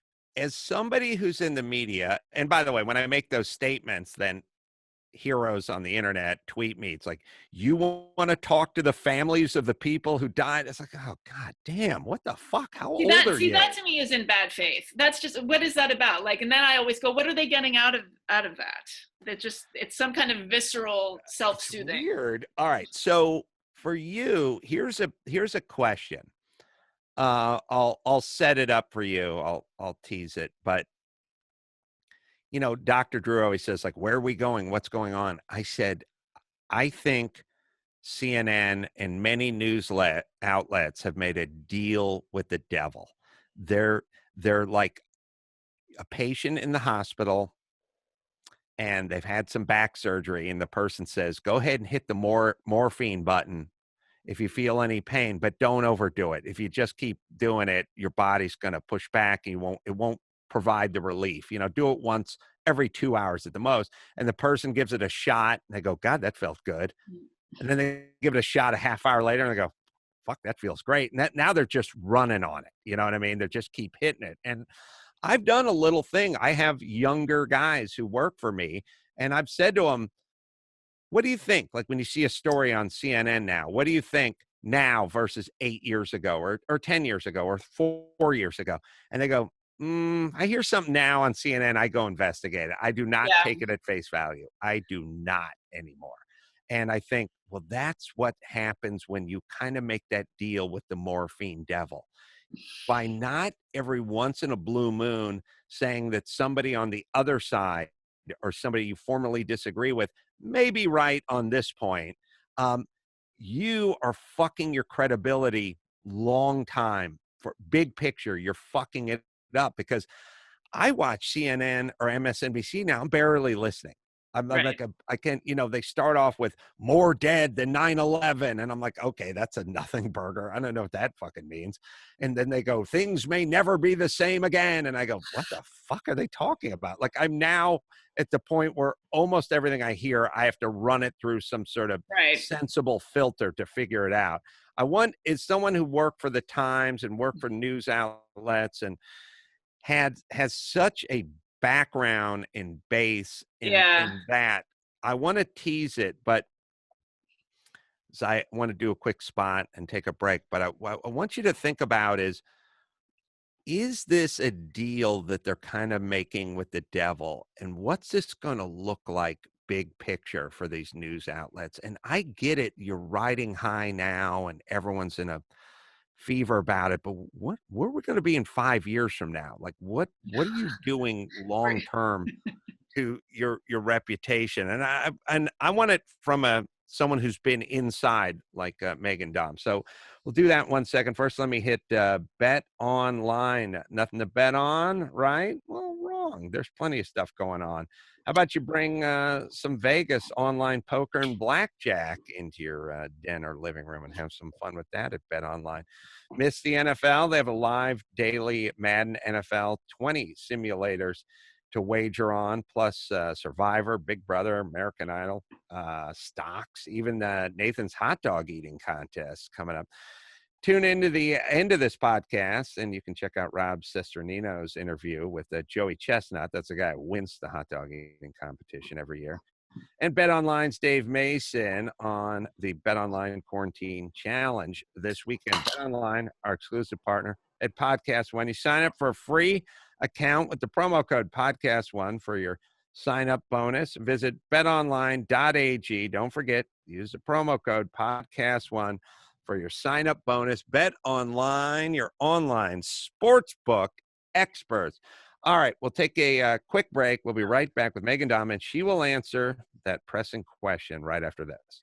The Adam Carolla Show salutes the winners of the COVID-19 pandemic. Elizabeth Holmes, you were looking down the barrel of 20 years for wire fraud after scamming investors out of $700 million with your blood testing company, Theranos. Then came COVID-19, and like everything, the courts shut down. Your trial got kicked to July with the possibility of being moved all the way to 2021. So while legitimate biotech companies race to find a vaccine for the virus that's making us all losers, you, Elizabeth Holmes, are the winner of COVID-19. All right, we are back. Good job, Dawson and company. Meghan Daum is joining us. She has written a book, The Problem with Everything, My Journey Through the New Culture Wars. It's available on Amazon. And Meghan is a great writer and a great thinker, and was formerly, I guess, I think we should make a distinction between liberal and left. I bring that up all the time. I think Dr. Drew considers himself liberal. I think Meghan Daum considers herself liberal. I know I consider myself liberal, but now we have to make a distinction between being on the left and being liberal. And the point is what the left tries to do is they go, you're not on the left, that makes you right wing. So they give this choice where it's binary, but it's like, no, you guys invented non-binary. How about we take some of your own non-binary math and employ it against you, or deploy it against you, which is I'm not left, but that doesn't make me de facto right. I'm not Charlton Heston. I'm a liberal. Yep. I guess, but we're not progressives. Is that the idea? I think liberals, yeah. The thing about the progressive movement is, I always say, it's got movement and progressive in it. So it doesn't know when to pump the brakes, so to speak. Right. It's like social justice. How dare you be against social justice? Because it's got two good words in it that combine and cancel each other out. Yeah. And it's like I always just take these movements like PETA. I'm down with the PETA cause. Let's not be cruel to these animals, and they're kept in cages and puppy mills and that kind of stuff. And then at a certain point, they say, if you kill a cockroach, you're tantamount to Hitler. And now I'm off. I'm done because you guys kept going. Right. I mean, I think to answer your question about what has happened to the media, 20 years ago, we would have said it's 24-hour cable. It's a 24-hour news cycle, right? Mm-hmm. So, and we would have said it's a combination of that and AM talk radio. There was interesting studies that, when people started moving further out into the exurbs, when people's commute times became longer, they were listening to like Rush Limbaugh, and they were suddenly listening to AM talk, very far right-wing radio people, and it really sort of changed the political sort of sensibility of the culture.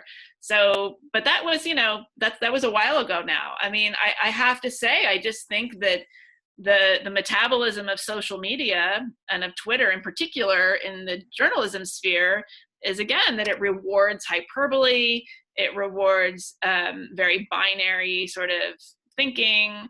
And I want to make clear, there's a lot of really excellent news reporting going on. I think that it's a great time for reporting. I think that for the most part, places like the New York Times, the big outlets, have done really, really excellent sort of, hard news reporting about facts. Where it starts to fall apart is on the opinion pages. And that's the business model. The problem is that when everything went online, the newspapers and the media outlets lost their budgets, and they can't afford to pay smart people to write smart opinion pieces. So you get a lot of freelancers writing clickbait, and that's where we are. Do and on an individual level, not talking about big entities like New York Times or LA Times or CNN, but on an individual level, and I'm very curious and on your take on this, Meghan, because you have a very keen sense of sort of which way the wind is blowing or how things work. You're a very good observer of life. I look at someone like Alyssa Milano, and Alyssa Milano sort of inserted herself into this political world and has become a crusader for women's rights and basically a crusader for everyone's rights. She made an announcement once. She said, "I fight for all people." And it's like, I started thinking, well, if you're fighting for everyone, then who are you fighting? You know, I mean, eventually Fighting yourself. Yes. you got to go against somebody. So she fights for all people, and she's a crusader for the women's rights. And you know, famously during the whole Kavanaugh hearing, she was front and center. And you believe all men all the time, and you believe all the women. Victims, all the women, all the victims. Believe and you no all. men ever. Yes. Okay. That's your stance. That's your opinion. I'll take you at your word. But then the problem is Joe Biden gets in a little Me Too dust up, and now he has a situation in the Me Too world. And then Alyssa Milano comes to a crossroads, which is, I made the proclamation that all women should be believed at all time. Now, a guy I endorsed, and this is kind of the problem with proclamations. This is why you shouldn't make all these proclamations, because the proclamation should be, you know, we will do our due diligence, and he will have his day in court, and there's no such thing as guilty. It's presumed innocence, but we will listen to all the victims and we will render a decision. And that's what I hope for anybody, male or female, Republican or Democrat. But she made the proclamation that all women needed to be believed at all times. And now somebody in her camp is being accused of this crime. And now she's in a weird place, because she's either going to stick to her guns and say, well, I said all women need to be believed at all times, and that includes the Biden accuser, or she's going to do what she did, which is, well, the jury's out. We need to collect more evidence. We cannot rush to judgment. And then Rose McGowan hops on the blower and goes, hey, Bernice Arnold. I don't know who the Benedict Arnold, I don't know if there's a female Benedict Arnold, but Brenda Arnold. The point is, hey, you're the one who says, you know, all women should be believed. Now you're protecting this guy. So as a consumer of information, the next time nutty Alyssa Milano has something to say, or nutty Rose McGowan has something to say, I will tend to believe Rose McGowan, or I will certainly believe that's what she believes. And that's a micro version of what I'm talking about with these bigger outlets. Right. Well, again, there is so much social currency in attaching yourself to these causes, right? So, I mean, you know, for so many artists, for so many writers in particular, I mean, the Trump election, it was like an instant way of branding yourself. Well, I'm part of the resistance. Like, suddenly, if you were going to be a self-respecting creative person, and this was true in Hollywood, this is true in publishing and media, this is, you know, it was across the board. It was suddenly like, oh, you know, we've got to beat fascism now. Like we've got to stand up, and then that dovetailed into the Me Too movement and the Pussy Hats, and it just really became this whole gestalt of resistance. Really just became a very fast and easy way of signaling that you were on the wrong side. I mean, excuse me, that you were on the right side. Sure. And if you weren't signed up, if you weren't sort of checking every box and letting everybody know all the time, you were presumed to be maybe on the wrong side. You know, one of the things about the Women's March, I have really conflicting feelings about it, because, you know, it bothered me that, you know, Trump is inaugurated. There are these marches all over the world, quite a sight to see, very moving in a lot of ways. But it always sort of nagged at me that it was like something that women were supposedly leading. Like, why is it just, obviously it wasn't just women, but the optics of it were like, you know, Trump is a threat to women, and so women are going to go out, and it takes women to finally, you know, say we've had enough. And to me, it really dilutes it. Like, this should be everybody. Right. Why is it somehow women are this monolith, and women are the ones who are the most threatened by Trump, so therefore we're leading this? I think that actually it weakens the resistance to make it something that is identifiable by gender or race, or some kind of ostensibly some kind of category that signals that you're at some kind of disadvantage. And that's something I think about a lot. I think anytime you join a group, you weaken your hand that is dealt to you. Yes. And I've always said the real white male heterosexual privilege I have is not joining a fucking group. I don't have to be a part of, I don't have to have any, Joey Buttafuoco, that guy speaks for me. Like, I don't have to have any fucking Al Sharpton dickwads up there fucking me up. I'm not part of that group. I'm not in a group. No one should be in a group. This is the United States. That's the whole point. You're flying in the face of what's going to make you successful and productive in this group, unless you're at the top of the food chain like an Al Sharpton, and then you're just a race hustler who's profiting off your group. That's the guys at the top of the pyramid. Right. The rest of you are just you're in a pyramid scheme. The rest of you just shelled out $1,000 to get in the pyramid scheme. Yes. He's fucking hammering the checks up there. I have no fucking idea why this is so attractive to people, but I mean it. I grew up poor. I grew up uneducated. I grew up on the wrong side of the track. I grew up everywhere, but I still have the privilege not of having a rich dad and not of having an education and not being born with a silver spoon in my mouth. I have the privilege of knowing I'm not in a group and not spending any time thinking about it. But I think that's like, we need to think of that as an intellectual privilege. Like, it's a privilege that you allow yourself. It's not something that was handed to you.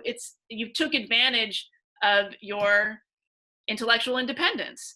People often say to me, especially around this book, it's like, well, this is easy for you to say, you're a privileged, you grew up middle class, whatever, you're a white chick.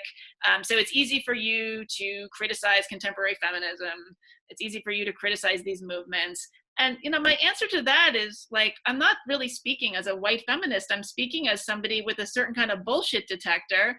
And I don't think any particular group has a monopoly on that. And it's, in fact, sexist and racist and everything else is to assume that. I mean, it's really just about, like, being able to hear when something is just jive bullshit. I know. It's pretty simple.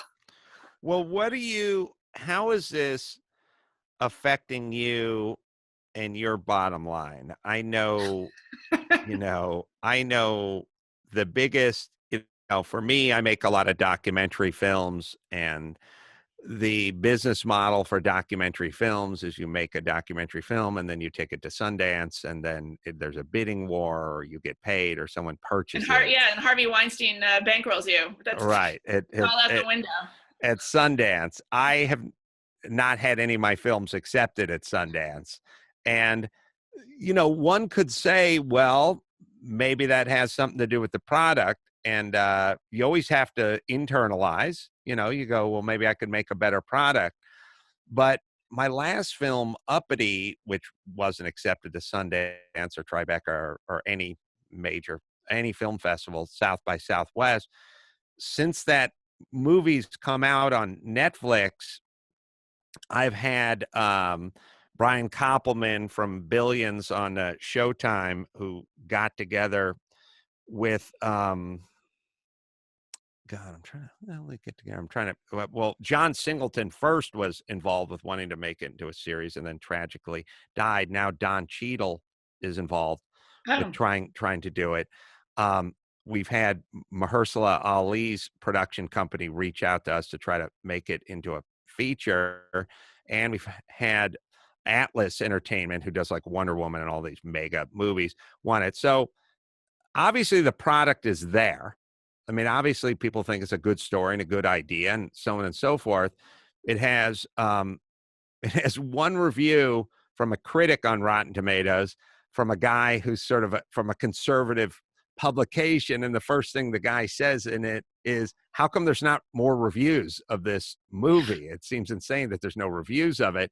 So there's an element of no reviews and no Sundance and no Tribeca. Right. And I'm assuming that's because my name's on it. But the good news is there's going to be no Tribeca and Sundance anymore, for the next couple of years anyways, because there's going to be no more film festivals. We're all shut down. So that affects me, but I'm not devastated by it financially. I'll do a deal somewhere else, and now these other companies want to want to make it, and we'll figure out a way to get paid. But what about you? Oh, well, I've always coasted on prestige fumes.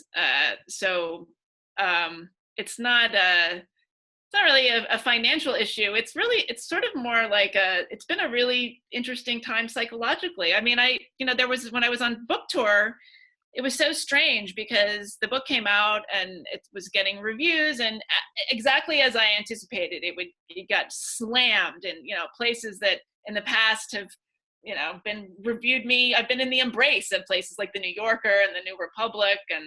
And so, I remember I was on book tour and the New Yorker review dropped, and my plane landed in Seattle. I got to my hotel room. Suddenly all these texts from friends and colleagues saying like, are you okay? Are you okay? How are you holding up? Mm-hmm.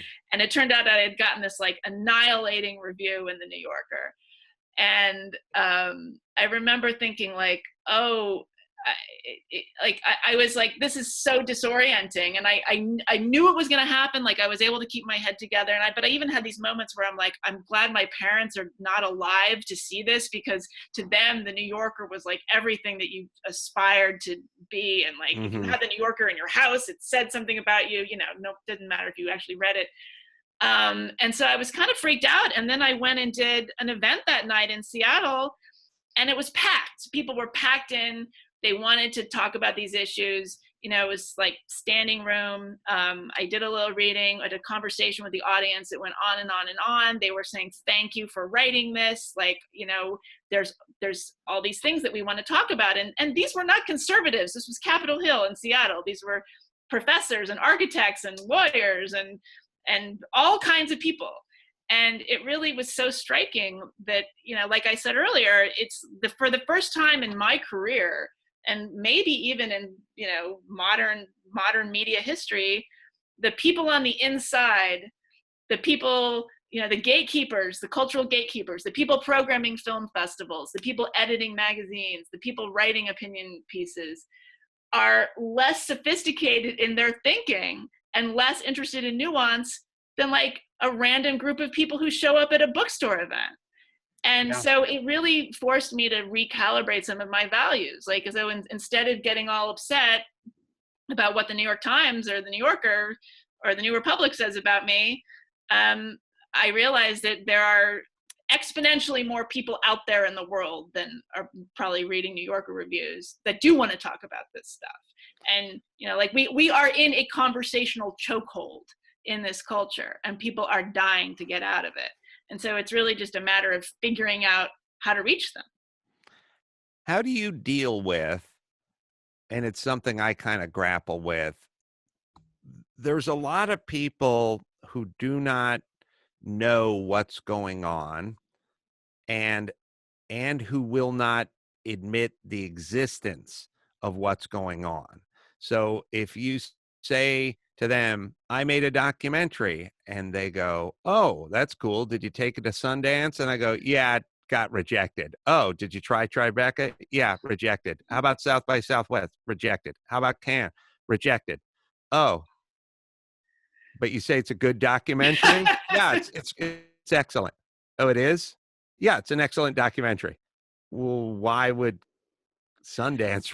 Okay. And then they get in their car and they drive away, and you know what they're thinking, right? Like, oh, what a loser, right? Why would the New Yorker give Meghan Daum a shitty review? She wrote a killer book. I mean, what's frustrating is like they probably haven't seen your documentary. Like, if I was reading the reviews of my book and I hadn't read the book, I would have said, God, that's like that book sounds terrible. Like they weren't actually reviewing the book. They were reviewing what they thought, their opinion. They were just reciting. I'm not saying they didn't read the book, but this is the confirmation bias, right? These things all start, you can tell one of the peaks behind the curtain is they're not reviewing the product, they're reviewing you, which you'll start seeing in some of these reviews. Knows that they're on the right side.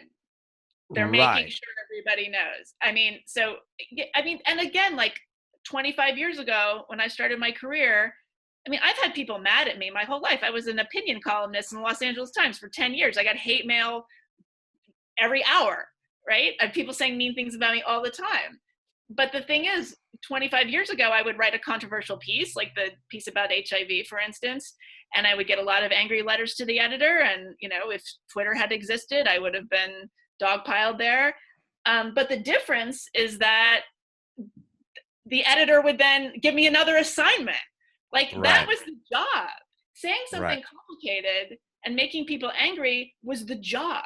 And now it's like the opposite of the job. Now the job is to just placate your expected readers and say the obvious thing and get traction on Twitter and register the proper outrage and move on to the next clickbait.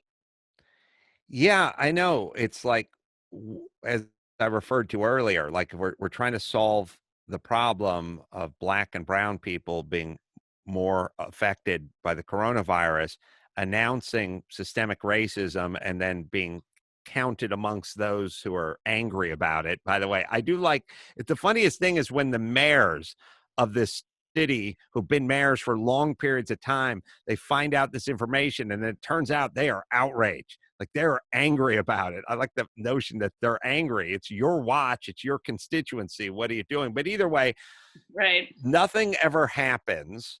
And somehow that's journalism, when I would just call it sort of the opposite of journalism, which is you just announcing something and then announcing how bad it was and then going, well, I have no opinions on how to solve it other than I'm outraged by it. Well, and then we move to the next story. Right. And the problem is, if you are going to solve it, if there's any hope of solving it, you have to acknowledge what is true. There might be things. Why is there a gender wage gap? Okay, there is a gender wage gap. Why is it? Okay, there's a whole bunch of reasons, and some of them we might not like. You know, women have babies, and they lose a lot of time, and there's reasons for that. We might not like it, but it's true. It's just like this. It's the naturalistic fallacy, right? So there's this kind of notion now in the discourse that if you state a fact, if you acknowledge the existence of something that we don't like and that is unfair or unjust, that you're condoning it. You're right. And it's not. You're stating it so you can try to fix it if it's fixable. And there's pathways to correction and fixing problems, but you have to take a nuanced look and approach at things. And there's some interesting, I'll give you one that's a very interesting one, and then you go back and you look at it a little bit and you go, oh, okay. And there's a lot of that with the wage gap and gender, and you go, you know, women get 77 cents to a man's dollar, and then everyone's just outraged. But as soon as you start looking at the professions they choose and how when they do the same profession and don't have kids, they do get paid the same. Like, once you really start taking a look through that statement, you'll find there's many powers at play. And it's not to say that 3 of them aren't bad, but there's 25. Right, and it's not to say that discrimination doesn't exist. Right. It's just saying we want to fix this problem. We can't just make this proclamation and then walk away. And there's one that's always stuck in my head is kind of interesting, where you go, young Black men get a longer sentence on the same crime versus young white men. And you go, is that true? And they go, yeah, statistically, they get 18 months instead of 11 months or whatever it is. And you go, well, how do you argue with that? I mean, that's just flat out racism. Like, what can you say? What's your rebuttal to the same crime, same guys, one's Black, one's white? How could you explain that other than just straight out racism? And if you get more nuanced about it, the study finds that because the average Black criminal has a longer rap sheet than the white counterpart, then the judges factor that in when they're giving the sentence. So then we can go, okay, well, then that explains that disparity to some degree, or some of that disparity. Now let's start looking at the rap sheet part. How does that work? Why? Well, that is structural racism. They can take it back to that, but at least they're starting to parse it a little bit, right? Right. And so it's our jobs as journalists, Americans, or human beings with a pulse to kind of look at everything that way rather than I'm outraged by women getting paid less and young black men doing longer sentences, or be outraged. But now let's start parsing it out, seeing if we can figure it out. Yeah. Yeah. I mean, it's funny, the whole idea that we can get rid of racism, that we can get rid of structural inequality is childish. See, that's an example. Like I'm going to acknowledge racism exists. The Japanese hate the Chinese. Racism exists. Countries within Africa hate each other for all sorts of racist reasons. This is not an American phenomenon. This is a human phenomenon. And so like the question is like, okay, we acknowledge that there are inherent biases that we all have programmed into us for various reasons and various permutations. Okay, given what we have, given the situation, what we have to work with in this country at this particular moment, how do we solve it? But we can't even get to that if you're starting from a place of, oh, all racism is bad, and if you don't acknowledge your white supremacy, you're garbage. There's nowhere you can go from there. Do you think about or worry that so much of this leads to let's let the government fix it? Like there is a problem in racial disparities and the coronavirus, the mayor's putting together a task force. Yeah, task force is never a good start. Right. Has there ever been a blue ribbon task force? Right. And then we're gonna start demanding that these hospitals start giving reporting and telling us the racial breakdown of every. It's like, oh boy, we're getting into a weird place here where people are demanding and there's task force and I'm not sure why the bigger government part of this is attractive to so many citizens. It feels unattractive and a little bit scary to me. Anyone who's ever dealt with the building and safety department realizes that these people are way over their skis and this is pretty totalitarian in many regards. Why is that attractive to such a large group of Americans? Well, I mean, I guess there's a sort of single payer entity concept that's attractive. Like it's easier, we're going to put all of the blame in one place, or we have all of our expectations coming from one place. I mean, nobody's complaining about getting a stimulus check though. It's amazing. I mean, in the course of 3 weeks, look where we've gone. It's astonishing. Everyone is going on the unemployment. I mean, I'm a freelancer. I've lost work over this. I'm going on the website and trying to figure out how to apply for whatever.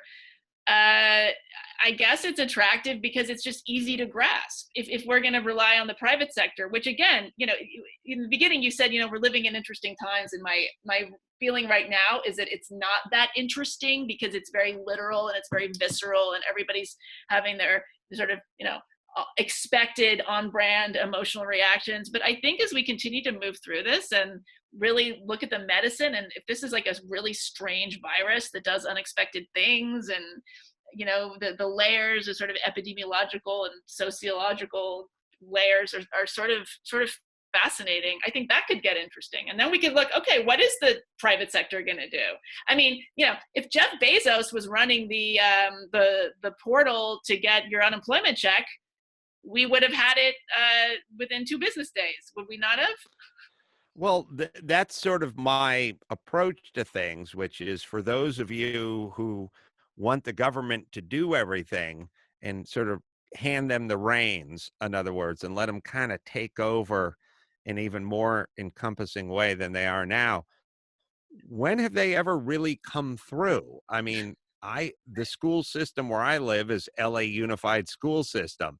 The government runs that school and its test rates are abysmal. So what product and what outcome are we talking about? What if the government was in charge of making automobiles or tacos? Would you enjoy the government taco? Would you drive your government automobile to the government taco stand? Or does the free enterprise seem to do a much better job of cars and tacos? And then why are schools so different than manufacturing cars? Why is the competition aspect not in play? in my world, that's all there is competition. Yeah, I wonder if the left sort of fetishizes the New Deal. You know, we really, none of us were alive back then, and it's very easy to romanticize that movement and that initiative. And there's a lot of, you know, really beautiful photography that came out of that period of time. I mean, there's a sort of patina of sort of whole, you know, sort of goodness around that. And I'm just kind of thinking out loud here, but I can't remember. I can't really think of anything after the New Deal that in the 30s that you could point to that really had that kind of positive flavor in terms of big government.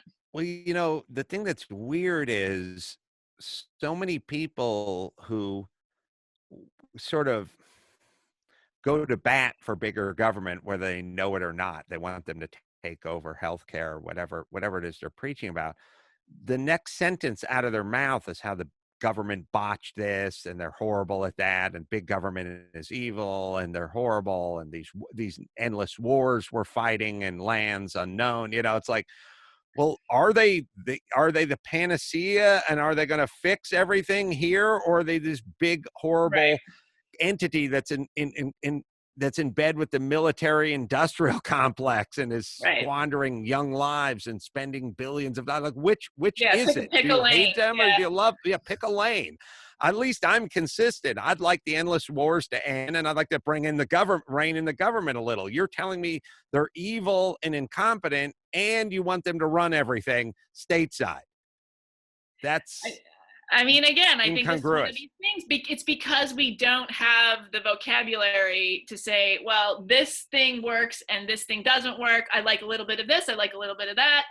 And let's try to, you know, you're either on one side or another. And that's, you know, you either want big government, you're either Bernie Sanders, or you're like a libertarian or something. I will end this on the word nuance. Let's get a little more nuanced. My favorite word. I'm waiting for it to be like the big baby name of the year. There's going to be a generation of, I don't know if it's a boys or it's like a non-binary name. Nuance. It's beautiful. It's strong. It's a good name for a perfume or cologne. Yes. Meghan Daum is her name. The Problem with Everything. Please go out and read this great book, My Journey Through the New Culture Wars. It's available on Amazon, and her website, MeghanDaum.com. That's DAUM.com. Thank you, my dear. Thanks, Adam. Always great to speak to you. Okay. All right, let me just hit LifeLock here. Last but not least, cyber security experts have seen a 15 to 20% increase in hacking. Working at home, you're probably protected at work, but then you go home and now you're not protected because your server work is protected, and you don't have that same shield at home. It's important to understand how cybercrime is affecting our lives. Identity theft's another serious issue. Someone's identity is stolen every 2 seconds. You could miss certain identity threats if you're only monitoring your credit. Good thing there's LifeLock, which detects a wide range of identity threats, like your social security number for sale on the dark web. Protect yourself. And by the way, if they detect your info, they'll send you an alert. They're the best. They're LifeLock, right, Dawson? No one can prevent all identity theft or monitor all transactions at all businesses. LifeLock can see threats you might miss on your own. Join now and save up to 25% off your first year.